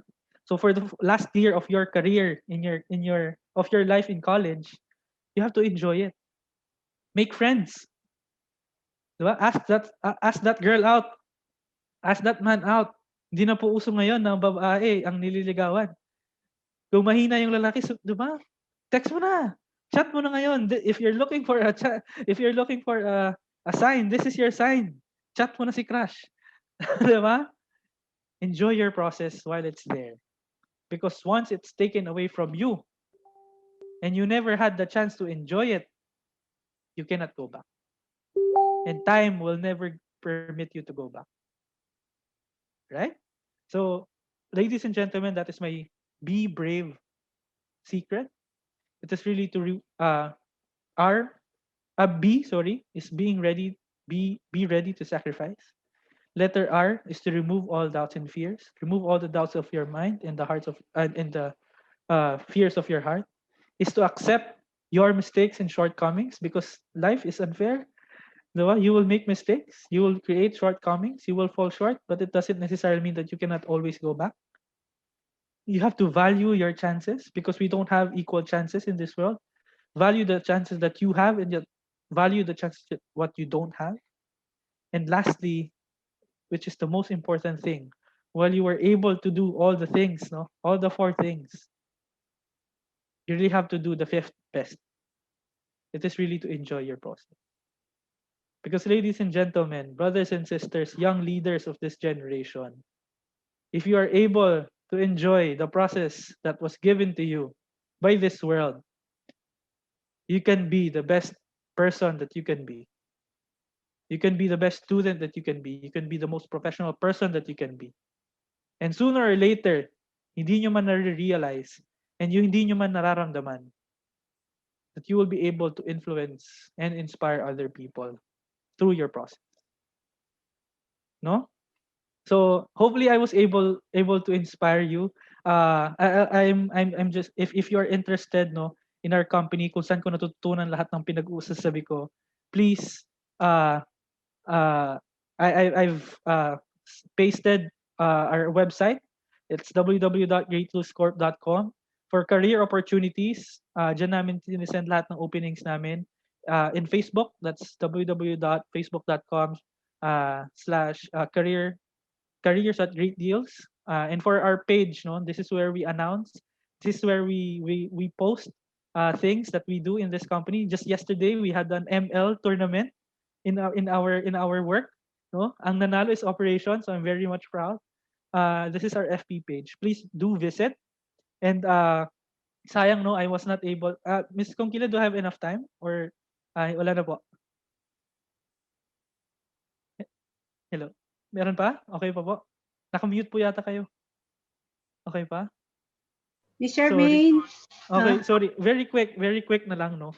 I'd like to explain my work, no. Puro daldal ako ng daldal. Hindi niyo naman alam kung anong ginagawa ko, no. Sorry. I'm with Great Deals E-commerce Corp. We are an e-commerce company here in the Philippines. Ano pa lang kami? Philippines pa lang kami, hindi pa kami regional as of yet. You can Google our owner, Steve C. He's very famous now because of his vision, and we are all believers of that vision. That's why I'm here still. Uh, you can also search Great Deals E-commerce Corporation. We recently had a good round of merger and acquisition (M&A) from Fast Logistics Group and CVC Capital Partners. This They invested on Great Deals just recently. I think I'm not sure of the exact amount, but it's around $30 million. This is for us to basically expand the reach of Great Deals in the Philippines. and basically enable or basically allow more brands in the Philippine market to enter the online landscape. So basically, what Retails does is that we are a end-to-end solution provider for brands that would want to sell their items online. Some of the few brands that we are in partnership with are Unilever, P&G, L'Oreal, what else? Fonterra, Mondelez, San Miguel, Alaska, Fila, Pampers. Basically, if you tried buying items from Lazada and Shopee from the stores that I mentioned, galing yan sa warehouse ko. 'Di ba? So, if you want to understand what eh, can I just get a raise of hand kung sino yung may alam about online? O sige, ganito na lang. I think most of you, mga bata tayo eh. Tayo, mga bata tayo, millennials. O Gen Z. Has any one of you tried buying things from Lazada or Shopee? If yes, please mag-yes man lang kayo sa chat. Ganyan. Meron ba? Yan. Are you curious kung saan nanggagaling yung mga parcels ninyo at kung paano siya ginagawa? Do you want to know? Kasi meron akong 2018 corporate video. Hindi pa po kami nakaka-update. So sobrang busy po namin. Sorry. But I can share you our corporate video. Pakisabi na lang sa chat if walang sound. But basically, I will show you how it works and how great deals operate, and at the same time how our company can give opportunities to people like you, to students like you, to young leaders, young professionals like you in the next few years and next opportunities to come. Okay, so hope you enjoyed the video. I'm few pounds lighter here, so bear with me. I am in this video, but please do enjoy the video. So mag-share ako ng screen ko for a while. Kaya, sharing with.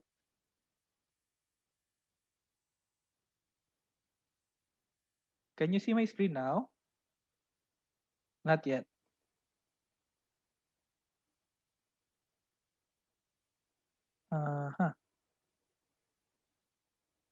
Ano ba yung ngayon? For a while, no, sorry. Sorry. I'm having difficulties for a while.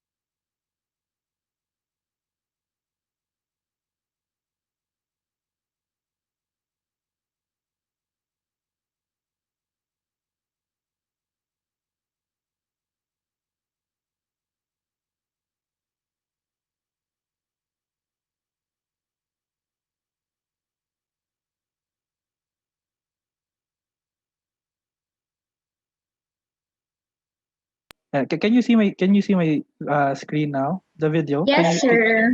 Yeah, nakikita Yes. niyo na Great Deals e-commerce video. Yes po, visible Okay. po. Pakisabi na lang kapag walang sound, please.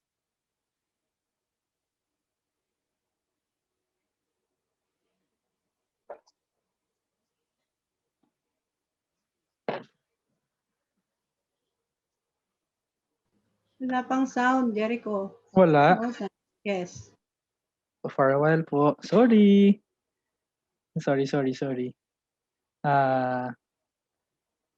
Paano maglagay ng sound? Pause sharing. Automate. Ayan. Okay na. Can you see it now? Nakikita na po yung Yes, sir. Ayan, okay. Yes. Living in the digital age, everything's constantly evolving. From physically shopping for clothes and floor, you can now buy your own just by clicking add to cart. E-commerce is the latest avenue for brands to reach their market faster. That's why Great Deals is here, to be with you every step of the way. Great Deals is the total e-commerce solutions provider. We collect, store, and analyze data to provide complete e-commerce solutions for our clients to achieve optimum brand awareness. Our services start with our creative team, who provides working images to engage consumers. These outputs are put together in the official online stores created by our account managers, who not only oversee marketplace operations, but also execute digital campaigns that drive traffic and increase sales. To ensure brand loyalty, our online ambassadors offer shopping assistance and enhance the customer's experience. As experts in this industry, we can assure our clients that their products are carefully housed in our environmentally controlled warehouses. We have also invested in an automated warehouse management system for a fast and efficient fulfillment and shipment of orders. This innovation also allows us to manage multiple brands swiftly and to maximize our inventory through integration across multiple online marketplaces and web stores. We believe that it takes the right partner with the right mindset and experience to take on this emerging channel. And we see that Great Deals is the right partner for us to take our brands to new heights. Acknowledge that they are the experts in this industry. Allow us to trust them with the complexity of the operation. As a leading e-distributor in the Philippines, we bring brands and retailers to the online market in the best possible way. There. Ayan. So, I'll stop sharing now. So, ayan. So, basically, Great Deals is an online service provider wherein we offer end-to-end service from taking photos, making stores for the brands, fulfilling the orders, customer service, up to pick, pack, dispatch of orders, no. And we also do returns kapag na-return yung order, kapag hindi nahanap yung bahay ni customer at i-return sa warehouse namin. Kami ang nagka-quality check noon if it is good for selling again, and if it is, we bring it back to inventory. So, if you are a type of person where is curious, no, to learn and to see what Great Deals or what e-commerce is, Great Deals is the best way to check it out with. It is because we are the number one e-commerce provide. I'm not lying. This is true. I know the numbers. We are the number one e-distributor here in the Philippines, and soon, no, we are opening in Cebu. We are in Mandaue, Cebu.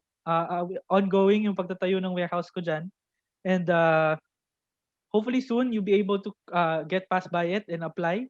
Great Deals E-commerce Corp. We are in Cebu and hopefully soon in Davao.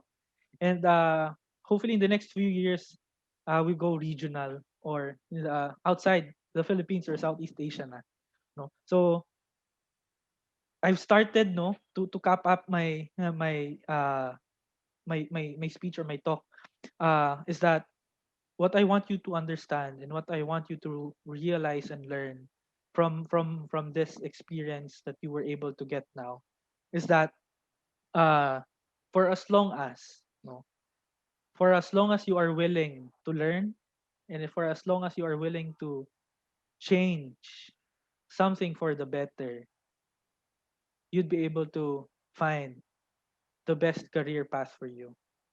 For as long as you have a pure heart and intention, basta wag illegal, kikita ka. The money will come. There are two types of persons in this world in terms of career opportunities or finding career opportunities. Number one is yung lucky enough or blessed enough, not to look for high-paying jobs and puro experience talaga yung hanap, because life permits them not to look for high-paying jobs. Ibig sabihin po, hindi po kayo breadwinner at hinayaan po kayo ng parents ninyo na to choose your own path. No? That's the first. And second, are the people who really needs to find high paying jobs because they need to, because ano sila, breadwinner, they want to earn fast and big kasi they have a family to feed, kapatid na pag-aaralin, lolo't lola na papagamot, and so on and so forth. Two types, no? Wala pong lamang, wala pong dehado sa dalawa na yon. Depende po, but you just have to know where you are at and then do whatever. Siguro on another talk, hopefully I'm able to share, no, what you can do if you are number one or number two type of a young professional. But that's it. Basically, thank you, no, thank you for having me. I'm very honored, and I'm very proud to be part of this activity. Please, I'll be resending our website. Please check it out. I am very proud. No, please check it out. Website. If you want to have a career in online in e-commerce, please do so. Try it out here. Yung nakita nyong nasa video kanina, that was 2018. 21 na ngayon. 20 videos times 7 already of that. That's how big we've grown already here in the Philippines. And if you want to be part of that growth, please message me. I'm in LinkedIn. You can find me. This is my name in LinkedIn. I'll tap it down. Please connect with me. And if this is you can also follow and connect with our owner. This is his name, and you can get a lot of things. You can get inspired by him. No, so I'll turn over the floor to Miss Conquilia and uh, I think Charmy Yes, sa'yo. sir. No? Yes, sir. Yes. Thank you everyone. Thank you everyone for having me. So thank you so much, Ms. Conquilia and Mr. Francisco, for that knowledgeable talk. I am sure that all students have learned a lot too. So let's have a quick recap. Sabi nga ni Ma'am, OM is the heart of a business, so it requires various skills.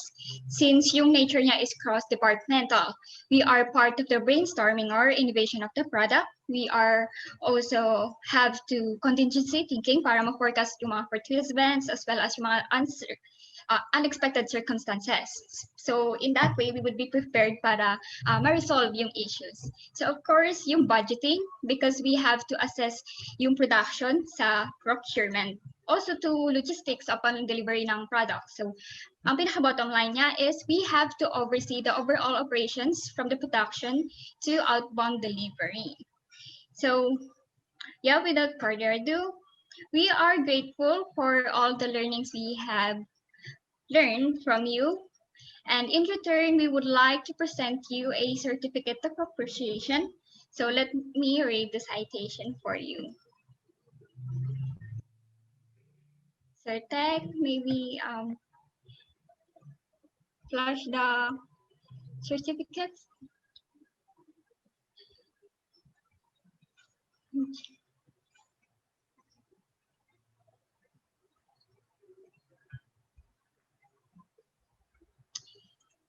So yes, OMSA presents this certificate of appreciation for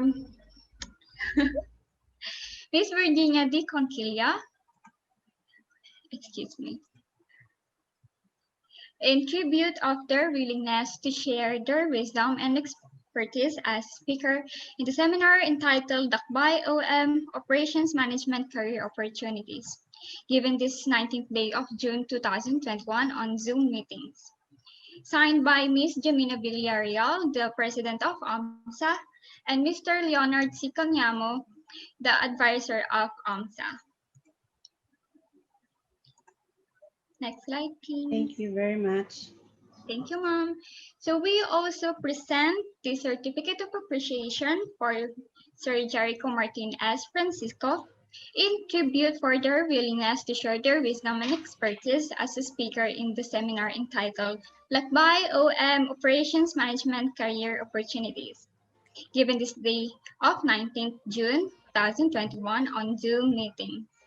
Signed by Ms. Jamina Therese Villarreal, the President of OMSA, and the Advisor of OMSA, Mr. Leonard C. Canyam. So Thank you for having me.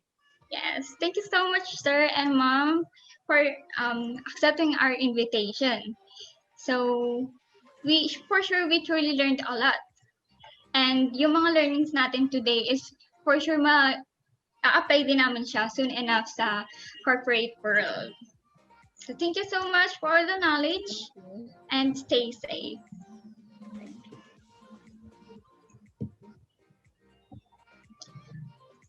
For the viewers, may I request to lipat tayo sa kabilang link since the limitations of these participants in here sa Zoom is only limited. So may we request na lumipat na lang tayo for another room.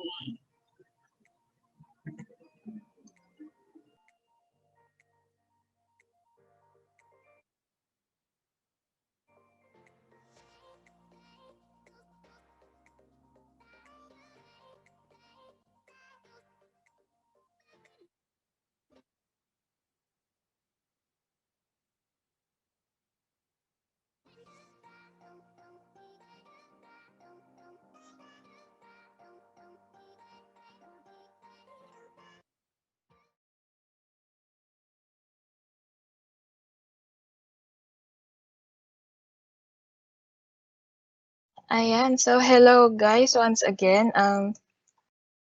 I will be your current host here sa Teams. I'm sorry if we had technical difficulties as we had limit of attendees on Zoom, so we had to relocate everyone here on MS Teams. So I hope everyone has relocated here, and to continue our program, dahil hindi pa tayo nagtatapos dyan sa ating mga learnings, we have another proficient guest speaker for today.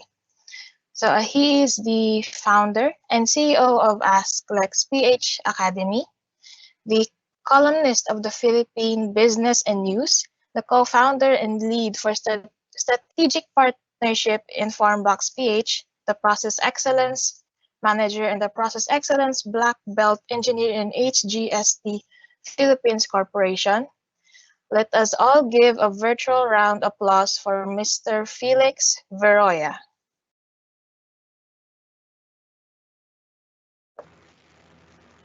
Hi, good afternoon, everyone. And so thank you, Runa May, for that kind introduction of yours. So I'm actually new in MS Teams, so let bear with me as I get hold of the controls. So I'm trying.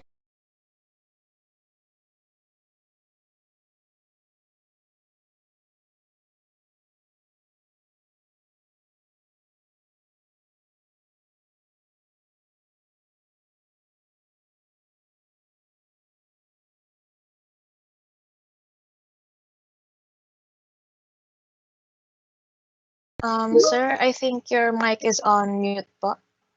Pa-unmute na lang Sorry. po. Ayan. Yeah. So thank you, Runa May, for that reminder. Are you able to see my screen right now? Yes po. Okay, Can see good. your screen. Sige. We now have 53 attendees in this particular session. So good afternoon, everyone. And first of all, I would like to thank the organization for inviting me to be one of your speaker for today's engagement, specifically Thea Carisha for reaching out to me for the invite. Ano po?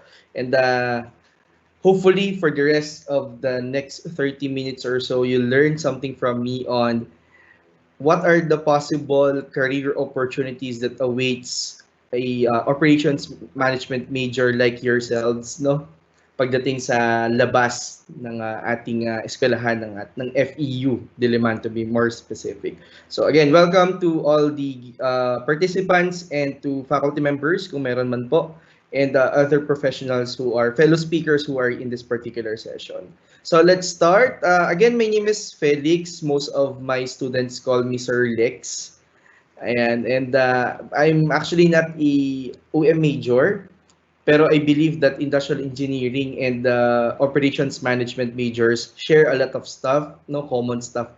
So hindi ako mahihirapan na mag-share ng ano yung mga opportunities. Kasi if I talk about my experience, my more than decade experience, most ng mga nakakasama ko sa trabaho are engineers and OM majors. So yun, kaya hindi na naiiba sa akin yung mga kagaya natin na OM majors, no?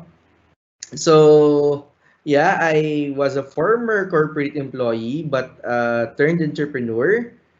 Ayan, so ganun yung journey ko, no? So I'll give you a taste of ano ba yung or a peek, ano ba yung itsura ng naging career journey ni Sir Lex. So sharing with you, if you can see my slide right now, I'm showing my 10-year professional journey. Ayan. So similarly, this particular journey, ano po, pwede rin ito rin yung maging journey nyo or even better. Ano po? So I started working way back 2011 when I graduated 2011. And then there are actually maraming openings pero for some unknown reasons after 2 months I'm still unemployed. Um, just to mention, not to put more context, ako po ay gumraduate na cum laude ng aming program. Pero kahit pag gumraduate akong cum laude, after more than 2 months, wala pong tumatawag sa akin. I've been applying physically, online, no? Sa init ng araw, lumalakad si Sir Lex. Pero cum laude siya gumraduate, pero bakit ganon? Wala tumatawag sa kanya. So it's a bit frustrating, no? And seeing my classmates na, ay, nagkakatrabaho na sila unti-unti. Parang ba't gano'n, 'di ba? And then ang pressure pa is that I'm a breadwinner. I'm the eldest of five, no? Kami magkakapatid and I basically support my parents. So yun yung pressure. So that was 2011. And then my teacher who became our ninang sa kasal na ng aking wife, kasi yung wife ko po ay din siya.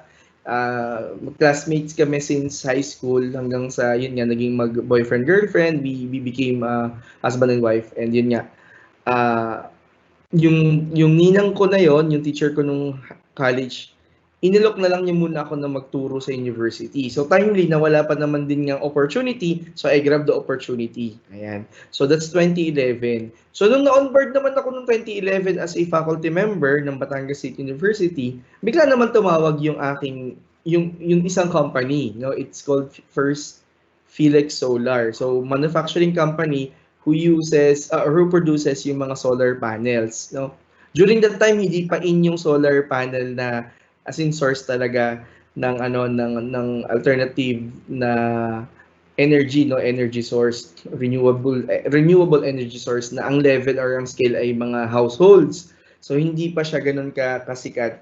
Noong time na yung bumaba din yung demand, I have to let go of that particular job, no, as an analyst or engineer.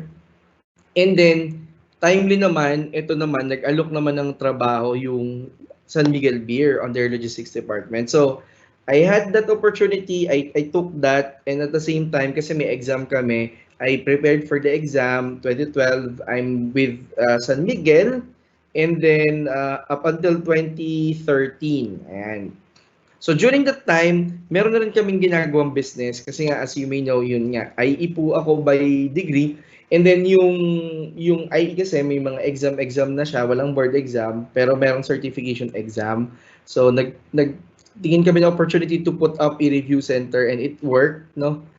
And then 2013, after 3 years, almost 3 years sa company, I went full-time as a consultant, no, as early as the young age of 24. And medyo mainipin si Sir Lex. So I tried something new. The career was good with San Miguel, pero parang sabi ko, this is not something that I'm seeing myself for the next 10 years. So I prayed, sabi ko, Lord, baka naman pwedeng bigyan mo ako ng job na gusto ko. Kasi during the time that I was still studying, kasi syempre kayo, di ba? Even kayo, meron kayong dream job. You've heard stories coming from your ates and kuyas from FEU, di ba? FEU Diliman, and then nababanggit, ganito yung work ko ngayon. Teya, or itong ating MC ngayon or host, si Ma'am Runa, na ganito yung trabaho. So parang inaay mo, ganun din yung gusto kong work, di ba? Pero kasi hindi ganun palagi yung binibigay sa atin nung pagkakataon. So during my time, kung natandaan yung story, I took the job not because I want the job. Di ba? I took the job because I need the job. kailangan kong kumita ng pera for my family that time. Kasi hindi naman kami galing sa well-off na family. And I'm the breadwinner that time. So sabi ko, no, after kong mag-serve ng 3 years sa company na yon, and then I'm actually providing for my family, sabi ko, Lord, baka pwedeng yung gusto kong job naman, yung tipong mga projects, improvements, parang gusto ko kasi more of project management yung ano, and yung nakikita kong nag improve ng mga process, na operations. So, the Lord, the good Lord, answered my prayer and provided me a job. After ko mag full-time consultant for 6 months or 9 months, I got a project, a 500,000 project at the age of 24. No, I'm not saying this to boast or anything, but to inspire you na, ay, pwede rin pala, pero parang hindi sustainable eh, di ba? Parang, I mean, 24, 25, magpapakasal ka, tapos hindi ganun ka-stable. So, I went back to the corporate, the good Lord answered my prayers, na, sige, yan, ganyan. So, I then became part of yung Western Digital. So, Western Digital is yung gumagawa ng mga parts ng hard drives, or basically, hard drive brand siya. Yan. So, that's actually the time also that I was able to write a book, an internationally published book, which is actually one of my dream. And then, kung familiar kayo sa Lean Six Sigma, I don't know if you were able to cover Lean Six Sigma in one of your subjects, but yeah, for engineering, like IEs like us, no, sobrang ano kasi niya, sobrang ano ba yon, mainstream niya sa amin kasi may mga nagiging speaker kami na, huy, Lean Six Sigma practitioner, ang laki ng sweldo. So, syempre, kapag medyo state you, alam niyo yung profile, mga scholars sila, hindi galing sa well of the family. So, lahat kami attracted dun sa Lean Six Sigma, and that's including myself. Sabi ko, gusto ko mag Lean Six Sigma, no? So, I actually pursued that path, no, after ko mag-work for the logistics. And then, yun, I started another business, still going to the path of continuous improvement, process improvement. And in 2018, I was able to write my second book. I assumed positions coming from international organizations who's been putting up local installations here in the Philippines, and then naging professional industrial engineer ko. But 2019, I think that's the time that I was able to jump outside the corporate again and went full-time as an entrepreneur for my business, or for our business called Aslex PH Academy. So it's a training consulting firm focusing on continuous improvement, yan, mga operations management trainings, project management, analytics, so yan, mga ganong stuff, and in the other industrial engineering facets. And then 2020, come 2020, which is the pandemic. So that's the time that nagsusulat pa rin ako ng libro kahit pandemic, kasi di ba nung pandemic, marami tayong hindi kayang gawin. So kagaya ko, for example, yung mga projects namin that time. So remember, I'm full-time now for Asdex. So wala na akong ibang source ng income. So biglang nag-shift bigla yung landscape ng how we do work and stuff. Even yung for the school. And yun, medyo doon tayo nagbigay tayo ng time para magsulat ng mga libro. And then nakagawa kami ng sariling platform for our business called Aslex PH Academy LMS or Alpha LMS, wherein we host free courses. So if you have time, you can visit aslexspeech.com/courses and to check our courses there. Baka makatulong po sa inyo yun. And we made that to ensure that yung mga tao na walang ginagawa during the pandemic, meron silang pwedeng pagkaabalahan. And we want to support that particular objective, no? Because our team, no, our organization, our small businesses, basically supporter kami ng United Nations Sustainable Development Goals. Yan number 4, if I'm not mistaken, quality education, goal number 4. So yun yung ginawa namin. And then during that time, I was able to get some recognitions coming from the Business and Leadership Society or community. It's called the Asia CEO Awards. I was announced as the Young Leader of the Year Grand Winner and the Entrepreneur of the Year Circle of Excellence Awardee. So basically, that's my story. So from a boy galing sa isang bukid sa Batangas province up until to sa kung ano yung alam nyo na background ko for now. So to my version of success. Now, so much for that. I just want to share you my story and hopefully inspire you na kung ano man yung gusto nyo, kung ano man yung naiisip nyo magiging ano kayo after you graduate from the university, you can make it happen. I'm sure of that. No. So let me share with you some of the career opportunities that I've seen, no, happening, no. Sabi ko nga pareho lang, parang malaki yung shared, no, na area or what do you call this, practice ng isang OM tsaka ng isang IE. Na to tell you honestly, to the point na kapag nagtitingin ako ng curriculum ng business ad major in OM, or tama ba, or business Bachelor of Science in Operations Management. I don't know kasi kung ano yung specific na course, but let's call it OM majors. Parang iniisip ko, parang konti na lang, IE na to parang ilang subjects na lang. So basically, we're competing actually for the same job positions and for the same job openings, di ba? So here are some of the major roles or areas wherein we can work, no? An OM major like you. So, syempre, nandiyan yung operations management. We also have supply chain management. We also have quality management. You can also be hired in areas of innovation and, more importantly, process improvement and optimization. So let me give you an idea of what are the functions all about and ano yung mga specific na jobs na pwedeng gawin or pwedeng yung pwedeng maging trabaho nyo as you take on yung inyong mga professional careers moving forward. So let's focus on operations management first.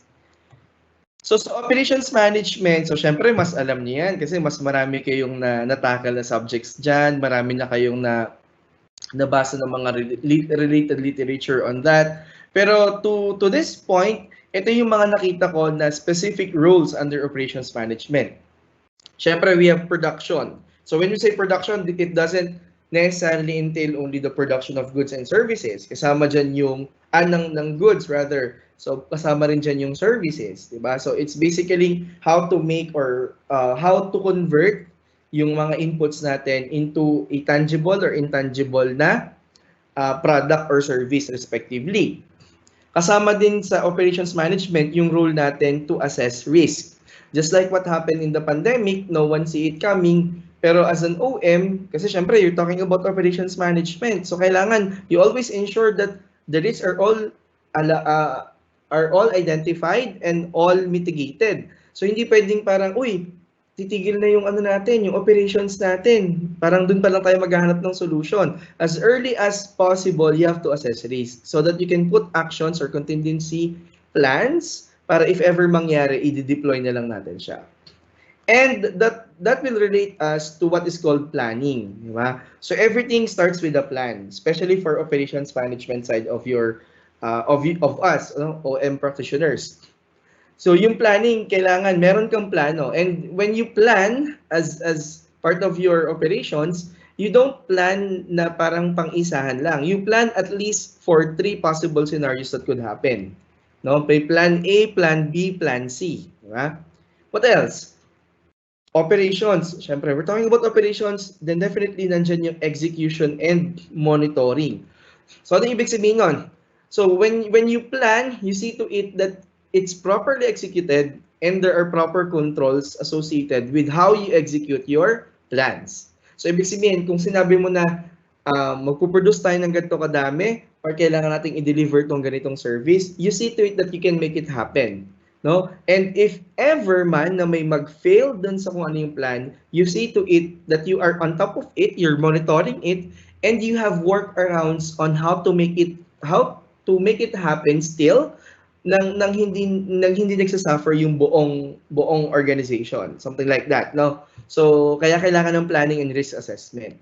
And once you are doing this, syempre you are learning things.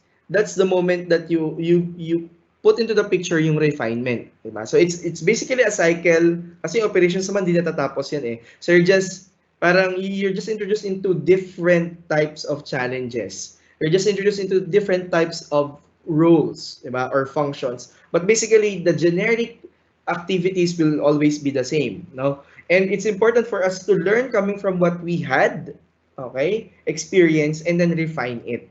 Diba? So that's basically the cycle of you in the practice of the hardcore operations management. During my stint, no, dun sa career ko na 10 years, I was able to handle operations nung nasa San Miguel Beer, I was assigned to what is called Batangas Province Beer Region. So, ang hawak ko noon ay operations ng buong Batangas Province, making sure that, lahat ng mga taong gustong uminom ng beer sa Batangas Province ay makakainom ng beer at anytime they want. So, yun yung parang major na goal ko. Para pag sinabi ng tatay yung gusto nilang uminom ng Red Horse Beer or ng ate kuya nyo ng San Mig Light or Pale Pilsen, meron ganon. So, yun yung role ko. So, imagine how big was the operations that I was handling. And not only that, kasama din po doon yung immediate part ng Cavite. I think that's Mendez, Cavite. And the whole part of Oriental Mindoro. So, imagine gaano siya kalaki. So, hawak ni Sir Lex yung buong buong operations from warehouse, third party logistics, transportation, yung mga what do you call this? Yung mga clients namin, yung mga distributors, I go to their stores and to their outlets, to their own warehouses para mag-check. So that's part of the operations. And okay? Also, part ng ating career opportunity as an OM is supply chain. So, I know some of you will be scratching your heads na, ba't ganun? Di ba may mga supply chain major? Kasi pagdating naman po sa career, I mean, pagdating sa actual na career, magugulat kayo na hindi naman siya talaga by the degree. So, say for example, pag hindi naman porke OM major ka, hindi ka pwede sa supply chain. Kasi sasabihin nyo, hindi, may supply chain major naman eh. If I'm not mistaken, meron, di ba? May supply chain majors tayong tinatawag.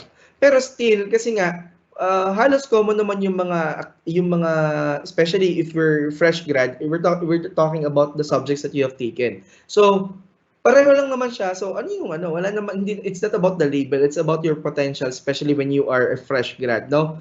Kung may internship ka, that's basically an additional factor kasi titingnan yun na first job mo. Pero I think ngayon hindi rin kayo nakapag-internship or I don't know if internship is part of your curriculum.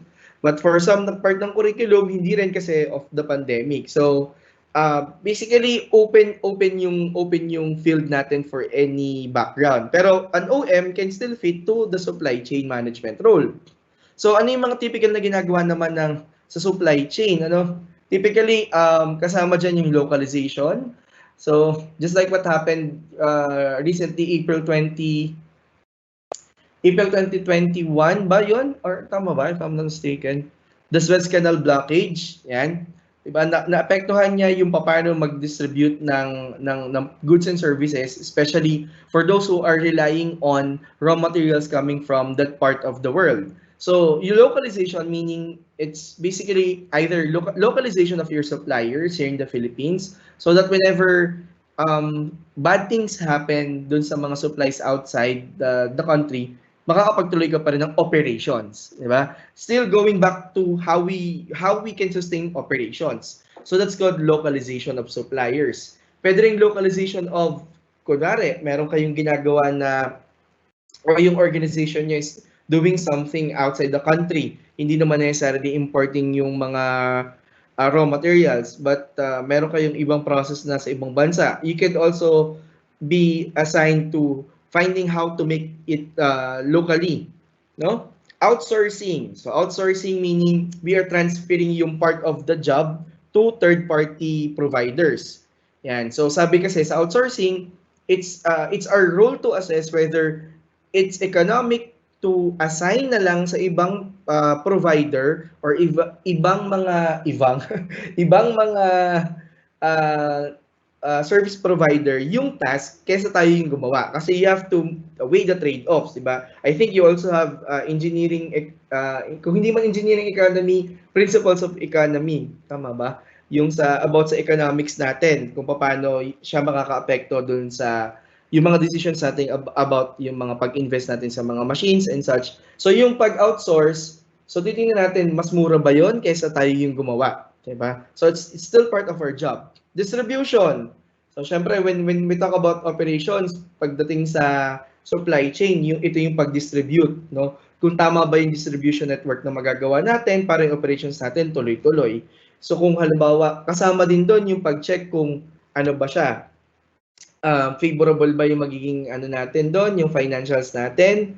So, di ba, hindi naman porke operations major, yun lang ang tinitingnan natin, yung operate, di ba? We're still looking at mahal ba to or tama lang ba yung gastos nito? Hindi naman tayo kasi remember, operation is the biggest part of whatever yung ginagawa ng isang organization. So basically, the amount of money na nandun ay malaki.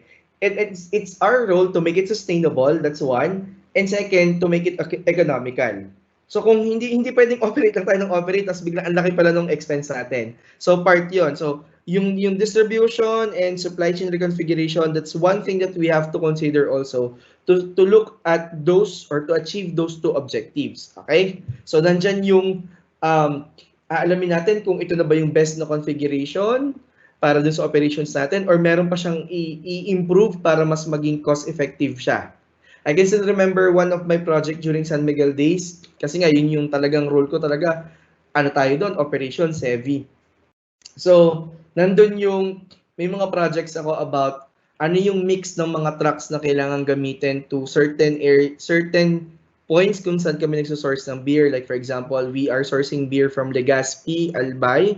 We're sourcing beer from Santa Rosa, Laguna. We're Batangas based, to put context. Legazpi, Valenzuela, San Fernando, Pampanga, at saka Santa Rosa, Laguna. And we have trucks, hauler trucks na ang capacity ay nagva-vary from 18 to 24 pallets. And then the different SKUs like may San Miguel, San Miguel Pilsen, Red Horse, may Red Horse na yung 330 ml, may 500, may 1 liter. So medyo madami yung SKUs. Like about 20 plus. And yung sinasabi ko dito, yung role natin as OM Major, not in the supply chain. So not only to operate but to make it or to ensure na ano siya, cost effective. So yung naging project ko doon, one memorable project is I was able to put yung ano dapat yung so may forecast ako. Halimbawa, forecast ko 200,000. Paano ko mapaparating yung 200,000 na beer at mga siguro 5 days earlier the month end. So kunwari kung 30 days na lang, kunwari June 25 tapos na. Nandiyan na lahat ng beer, i-withdraw na lang ng mga dealers natin 'yan. Paano ko mapapangyari 'yon? Ang constraints ko, iba-iba yung production ng mga planta na 'yan, iba-iba yung availability ng trucks. So with all the information na meron kami, we see to it or I see to it na cost effective pa din siya. Hindi yung parang sige, biyahe kayo ng biyahe tapos kasi tuloy-tuloy pa rin yung operations natin, biyahe kayo ng biyahe. Pero at the end of the month, ay ang laki nung natin, cost per unit na tinatawag natin. Sa halip na 10 pesos lang, 20 pesos tayo. So as an OM Major, part din yun ng role natin. So yon. Okay? So those are roles that we can take or that we have to look into when we are into the supply chain practice naman as an OM Major. Next, andyan din yung quality. So we're talking about being cost effective. Let's not forget syempre yung quality of service natin and products na dinideliver natin to our customers. So we have yan. So these are things that we have to consider when we talk about yung pag-manage ng quality. Especially now that we are in the age of data, di ba? So we have to ensure that data is always available and we have access to the right data. Okay? Because as OM practitioners, OM majors, we are decision makers. Hindi tayo pwedeng, di ba? We decide on the quality of the products and services. And we are part of that. Hindi porke ay OM major, walang pakialam diyan. Meron mga taga-quality side, hindi. No? Kasi parang we have to ensure na yung dumadating sa ating mga clients ay of quality. And in this time and day, no, we are very reliant and dependent on data. Kaya I encourage you also na mag-take din kayo ng mga courses about mga analytics courses. No? Kahit hindi in-depth, kahit initial lang, para at least you can appreciate what data can do for you and for your future career. And yan, kasama rin dito yung with your data and its visibility, its accuracy, it can give us, di ba, a more predictive approach, hindi na proactive, but rather predictive na approach on how we decide, no? And how we produce quality products and services. Okay, hindi pwedeng, andyan na yung problem, magre-react ka lang. No, we have to see the problem before it comes, no? Hindi pwedeng kakatok na lang yung problema na, may problema po yung quality ng natin sa client natin ngayong araw or ngayong nung mga nakaraang linggo. So hindi, tapos problema ka sa operations manager, diba? Parang, ay, ba't gano'n? Hindi natin ito nakita. It's because you haven't looked into the data. Diba? You haven't used the data to your advantage. And that happens. No? Let's not make it, kumbaga, let's not overlook that, no, as future OM operations managers, no? Kasi mahirap. Sa atin din kasi babalik yon. Kasi usually yung operations manager, siya kasi yung takbuhan ng lahat eh.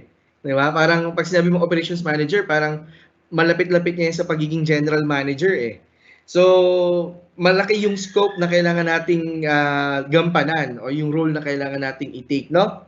And also kasama dyan yung pag-maintain ng mga yung quality supply na yung ating mga supply chain partners, tayo din yung kasama sa pagde-decide kung sila ba ay ipapasok natin doon sa ating supply chain ecosystem or hindi. So, ilan yung sa mga roles ng isang OM major sa quality management. Okay? And also innovation, no? Ito ngayon, no? Ito yung isa, no? Though syempre meron mga entrepreneurial majors or entrepreneur majors na pwedeng mag-take dito, but take it from me. I'm an engineering major, so hindi siya excuse na hindi ko siya pwedeng puntahan. Well, if pwede kong puntahan yon, again, almost the same lang tayo, IE and OMs, so pwede nyo rin puntahan na career to. Paano, sir? So, hindi naman sinasabi, 'di ba, sa school na pagdating ng panahon limited lang kayo sa pagiging corporate employee, 'di ba? You can build an enterprise of your own. You can build an empire of your own. And ang isang OM may advantage kasi alam niya yung pasikot-sikot. May mga iba-iba siyang mga subjects na pwede niyang gamitin, pwede niyang pagbangkan if he or she wants to do or wants to build his or her own enterprise or business. Yan. And so, yung sa innovation naman, pagdating dito, you have to remember lang na we're in times of flipping the business model.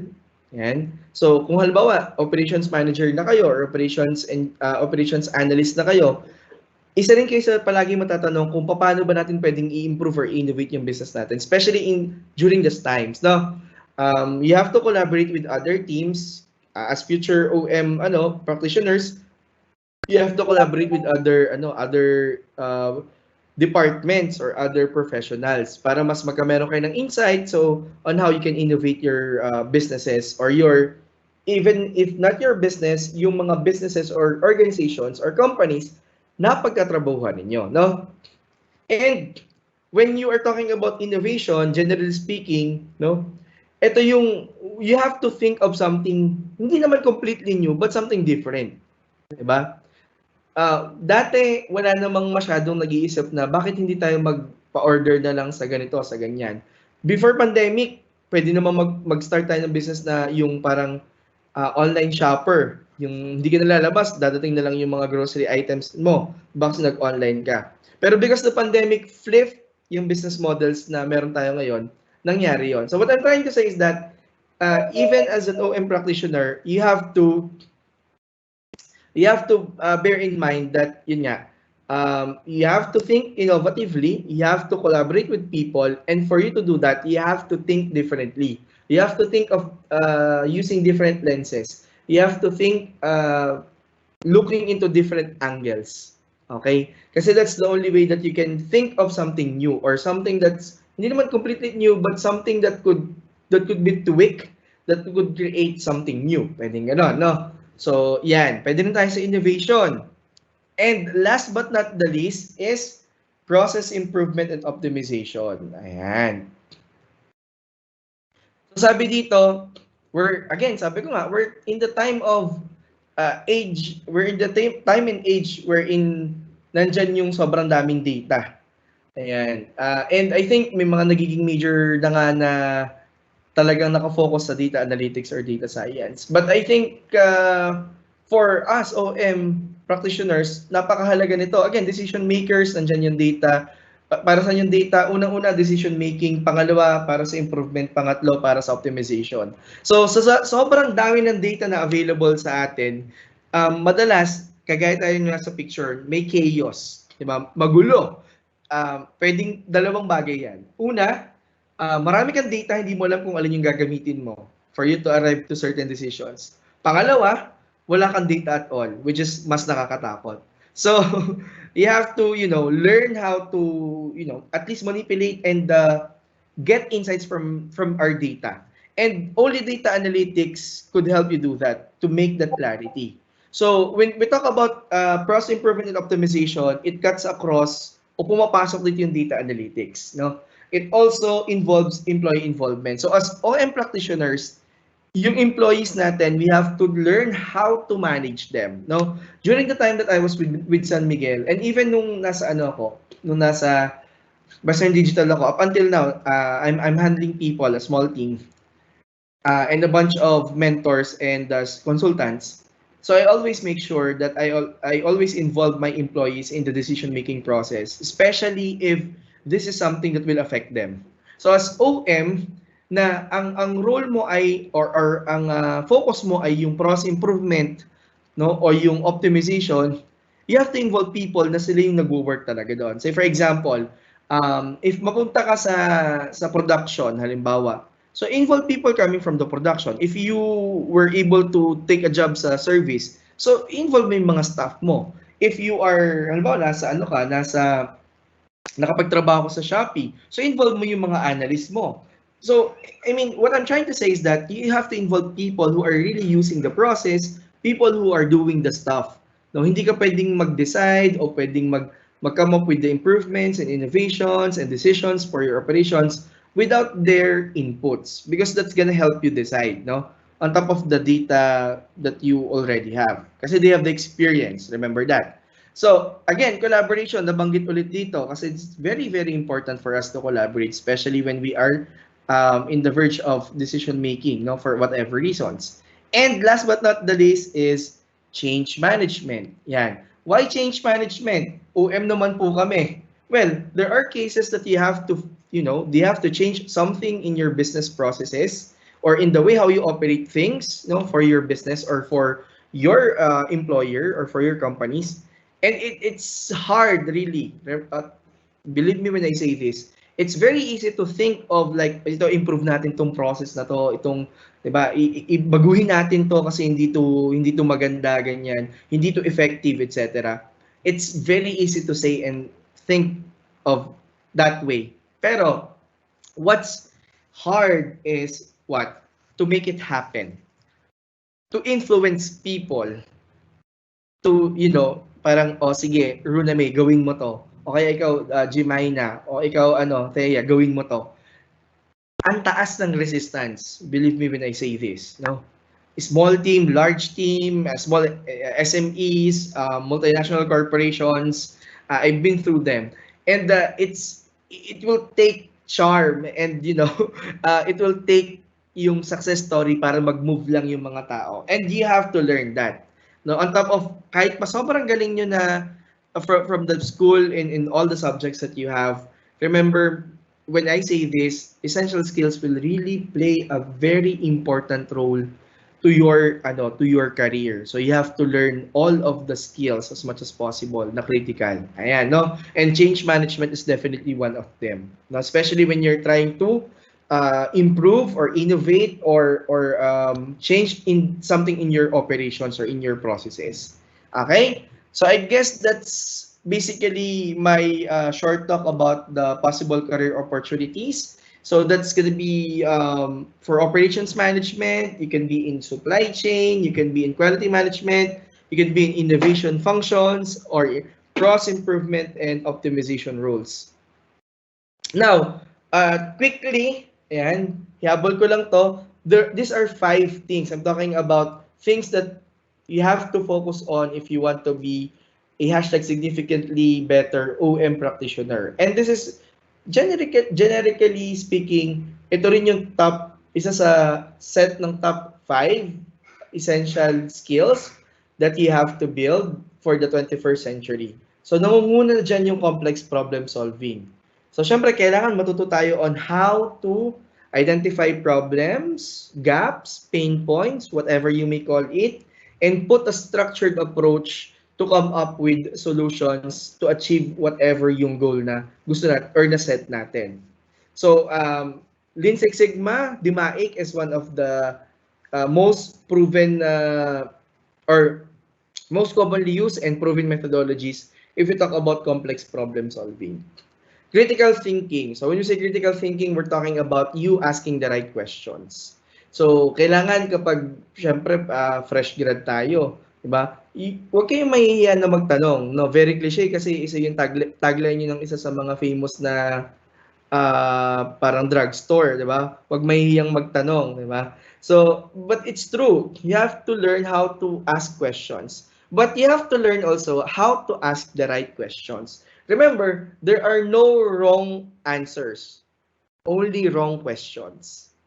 Naniniwala ba kayo? Walang maling tanong, di ba? Parang kung mamimiloso ko pa, mamimiloso po ka, mali lang yung tanong mo, pero tama yung sagot ko. Parang gano'n, di ba? So, you have to learn that. Creativity. Again, creativity, thinking about different options, thinking differently, di ba? Thinking of different ideas. Pag hiningan tayo ng ating immediate superior ng, sa tingin mo, paano natin mas efficient pwede gawin tong operation na to? Or paano natin masustain to? Or paano natin masasolve yung problem dito? So, it talks about creativity, no? Collaboration, paulit-ulit ko lang sinasabi yan, di ba? Because we're really in the era wherein collaboration is highly needed. Either we are doing this on a scale of being a student, being a professional, being an entrepreneur, sa lahat, di ba? Kailangan yan. And communication. We have to learn how to communicate. Not only saying things, not only writing things, but getting the message across. So kung may idea ka, magiging idea lang yan, or meron kang gustong i-pitch, pero hindi mo kayang i-communicate properly, sayang. So you have to learn to communicate, both verbally, non-verbally, yan, in any forms of communication. That's very important. So yun, top 5 skills to make you hashtag significantly better. As I end, complex problem solving, critical thinking, creativity, collaboration, and communication. And I want to say this to you, no, my dear OM, my future OM or operations managers, no, OM leaders. Sabi ko lagi sa mga IEs na nakakausap ko, IEs are like water. Now, I want to replace IEs with OM. OM majors are like water. We can fit, or you can fit into any container. You just have to choose your container wisely.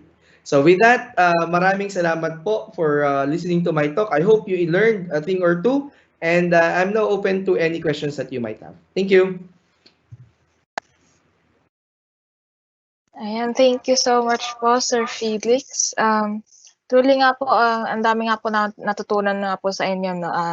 Especially in chasing your dreams, chasing your dream job, kasi yun din po talaga goal namin since it's the pandemic. We sometimes, since the start of the pandemic, we have been worried about what would our future be, what would our future jobs be, or would we be employed agad?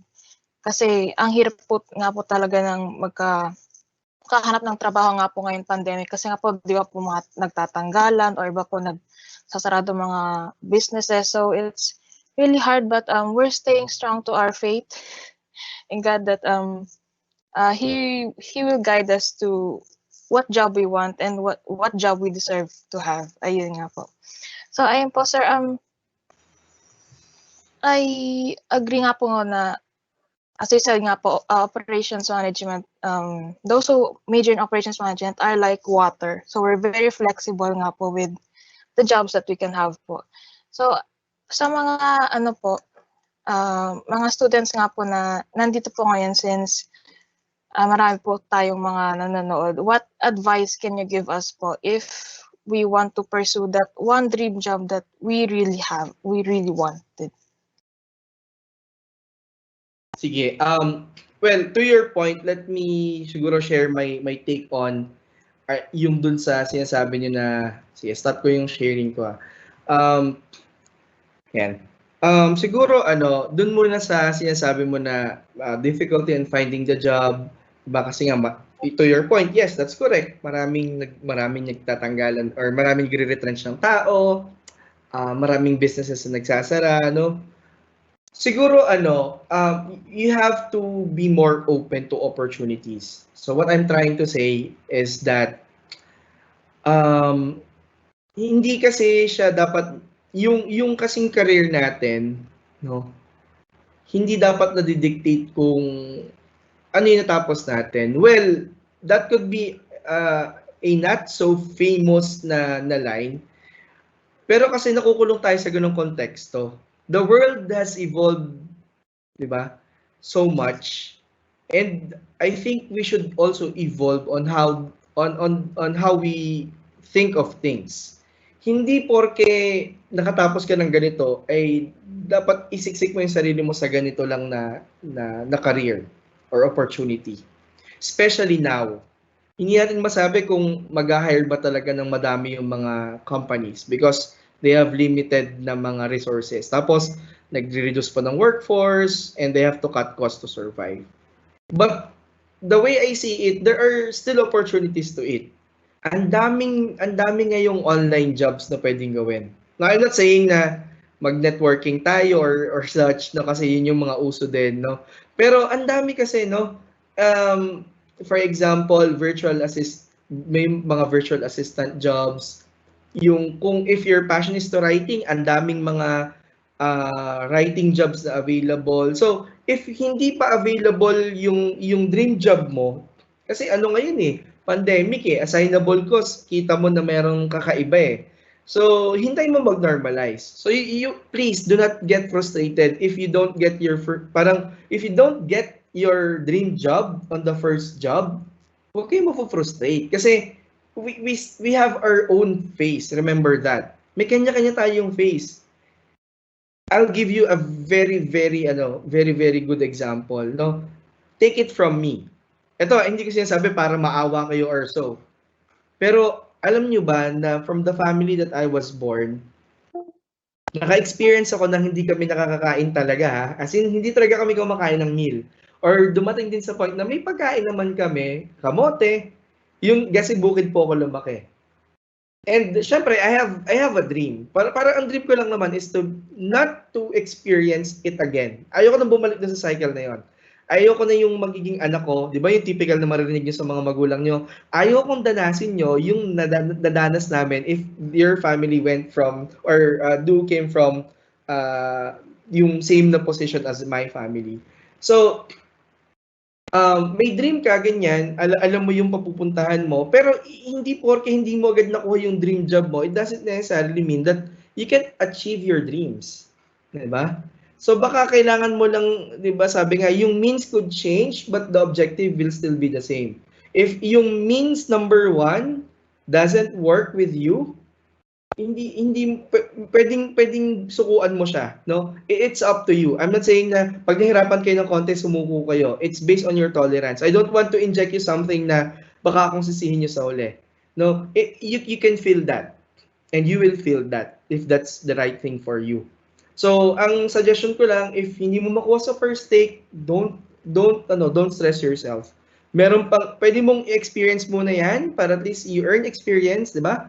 And then lipat ka dun sa pag may nakita kang opening, 'di ba? Kagaya na nangyari sa akin, then why not take that chance to try to apply, no, for that particular dream job that you have, or look for other opportunities. No, napakadaming pwedeng work around, no? Huwag kayong ma-frustrate, please, no? Ayan, yun lang yung siguro masasabi ko. I'm saying this coming from my perspective, but I'm not saying this that this will work exactly the same for you. Again, everyone has their own pace and we have our own story, 'di ba? So yun. I'm hoping na whatever man yon maging successful kayo to whatever path ang pwede nyong i-take. Yan.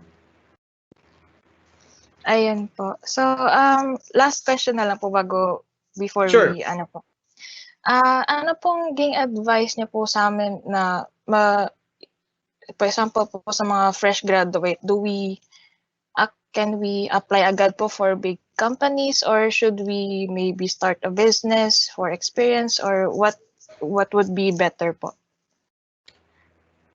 Okay, sige. Ako kasi I don't give yung one size fits all na advice eh. I always assess or I always tell my audience na it's really up to you, no? no one will stop you if you want, unless otherwise dun sa support system, no, sa family. You have to also consult your family kasi baka mamaya it has to be a family decision, something like that. But ako kasi, um depende kasi yun sa inyo eh. Kung sa tingin nyo you can if you're a breadwinner, definitely finding a job, yun yung parang first nyo na nasa list. But if, for example, hindi ka naman hinihingan pa ng, or hindi ka nire-require na mag-give back pa or magtulong sa family mo, and you see that, parang gusto ko kasing mag-try mag-business, parang gusto ko magtayo ng milk tea. Ganyan. If for now, say for example, if you don't have yung skill set or yung knowledge, then basically the next step is you have to learn muna paano ba mag-operate ng or paano ba mag-start ng isang milk tea shop, 'di ba? So you have to learn first the basics and then get some capital and then run the business, 'di ba? So in that way you're still practicing as an operations practitioner kasi 'di ba you're operating a business. So that's one, sabi mo kanina, applying for yung mga big companies, depende yan sa inyo. There are management trainee programs that you can apply for. So for example, if you plan to, para dream mo na companies, Jollibee has a management trainee program that you can apply for. So hanap lang kayo, you can search management trainee program in the Philippines. So, lalabas yun doon. You can apply to those organizations through that management trainee programs. Or, dun sa mga regular na openings. Okay? Ngayon, siguro ang question nyo, baka, paano pag hindi po kami confident? Kasi parang yun nga, pandemic, ang tawag natin, pandemic graduates, no? Baka parang you might feel, no? Hindi ko naman sinasabing ito yung nafe-feel nyo, pero based sa mga narinig kong stories from my IE students, you might feel na parang hindi kayo ganun ko-confident to apply for a job, etc. So, ang companies naman, they hire not only with the experience or kung regardless of the school, age, gender, etc. But most of them hire for potential, especially for fresh graduates. So, sir, paano namin malalaman yung higher potential? You can start building skills related to your dream position also. So kung halimbawa, dream mo yung ganito, then, sa tingin mo, kailangan tong ganitong skill, I've shared with you yung 5, and sa tingin nyo, meron kayong hindi pa okay doon, so you start building your skill by learning it, di ba? Before you apply, kasi that will give you advantage. So okay lang din yon. If you want to take paid internships, okay din yun, di ba? So it's really up to what you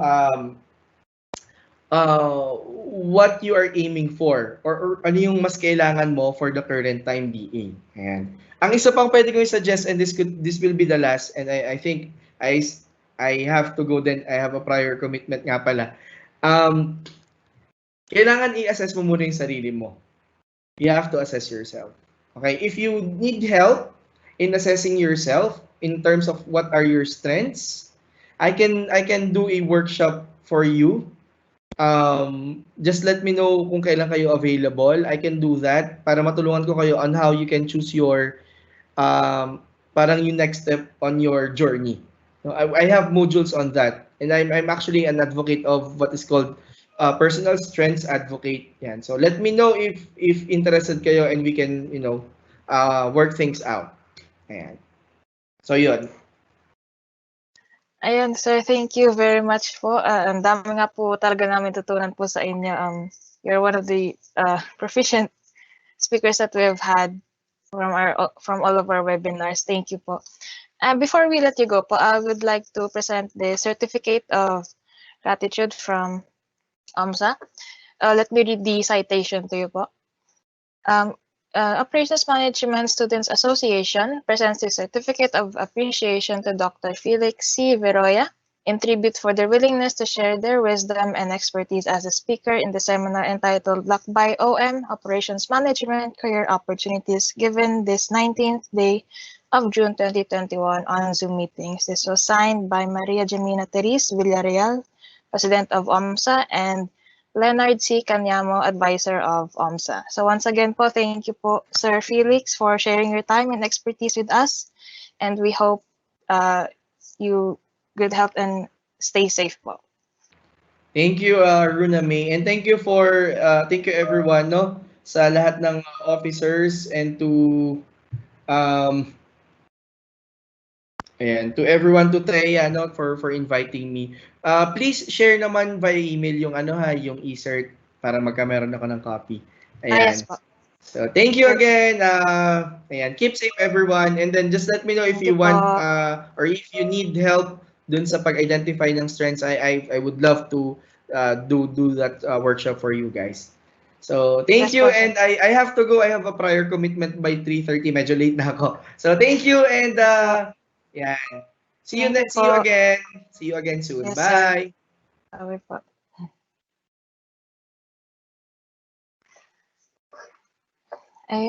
Once again, we have ended with our third speaker for today.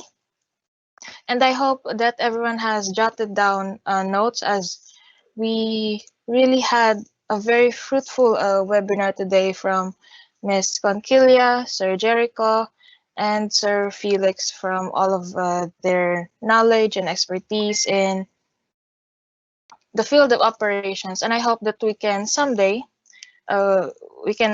apply this in the corporate world. And of course, as we have already thanked all of our proficient speakers, we students have learned a lot of valuable knowledge. So, of course, thank you for tuning in for to this webinar. And now we'll be moving on to our closing remarks.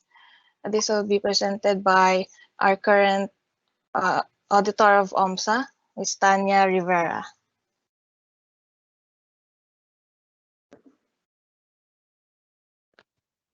Good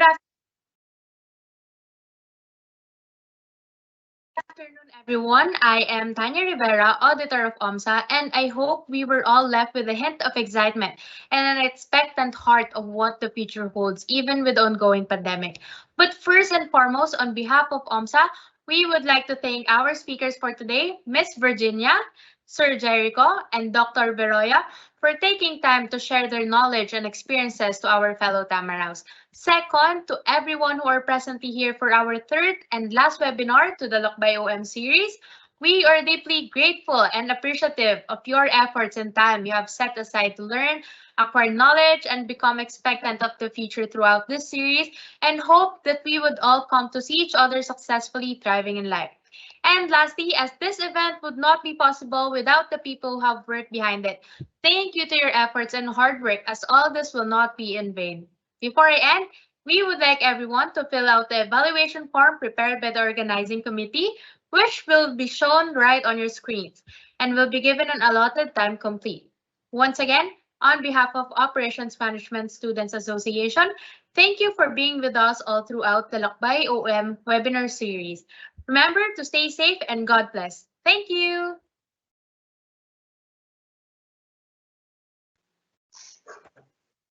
Oh, once again, thank you, Ms. Tanya Rivera, for that wonderful closing remarks.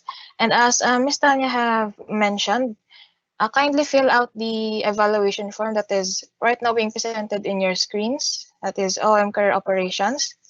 And you will be given 30 minutes to complete this evaluation form, as this will be a proof of your attendance and a way for us to be able to send you your e-certificates.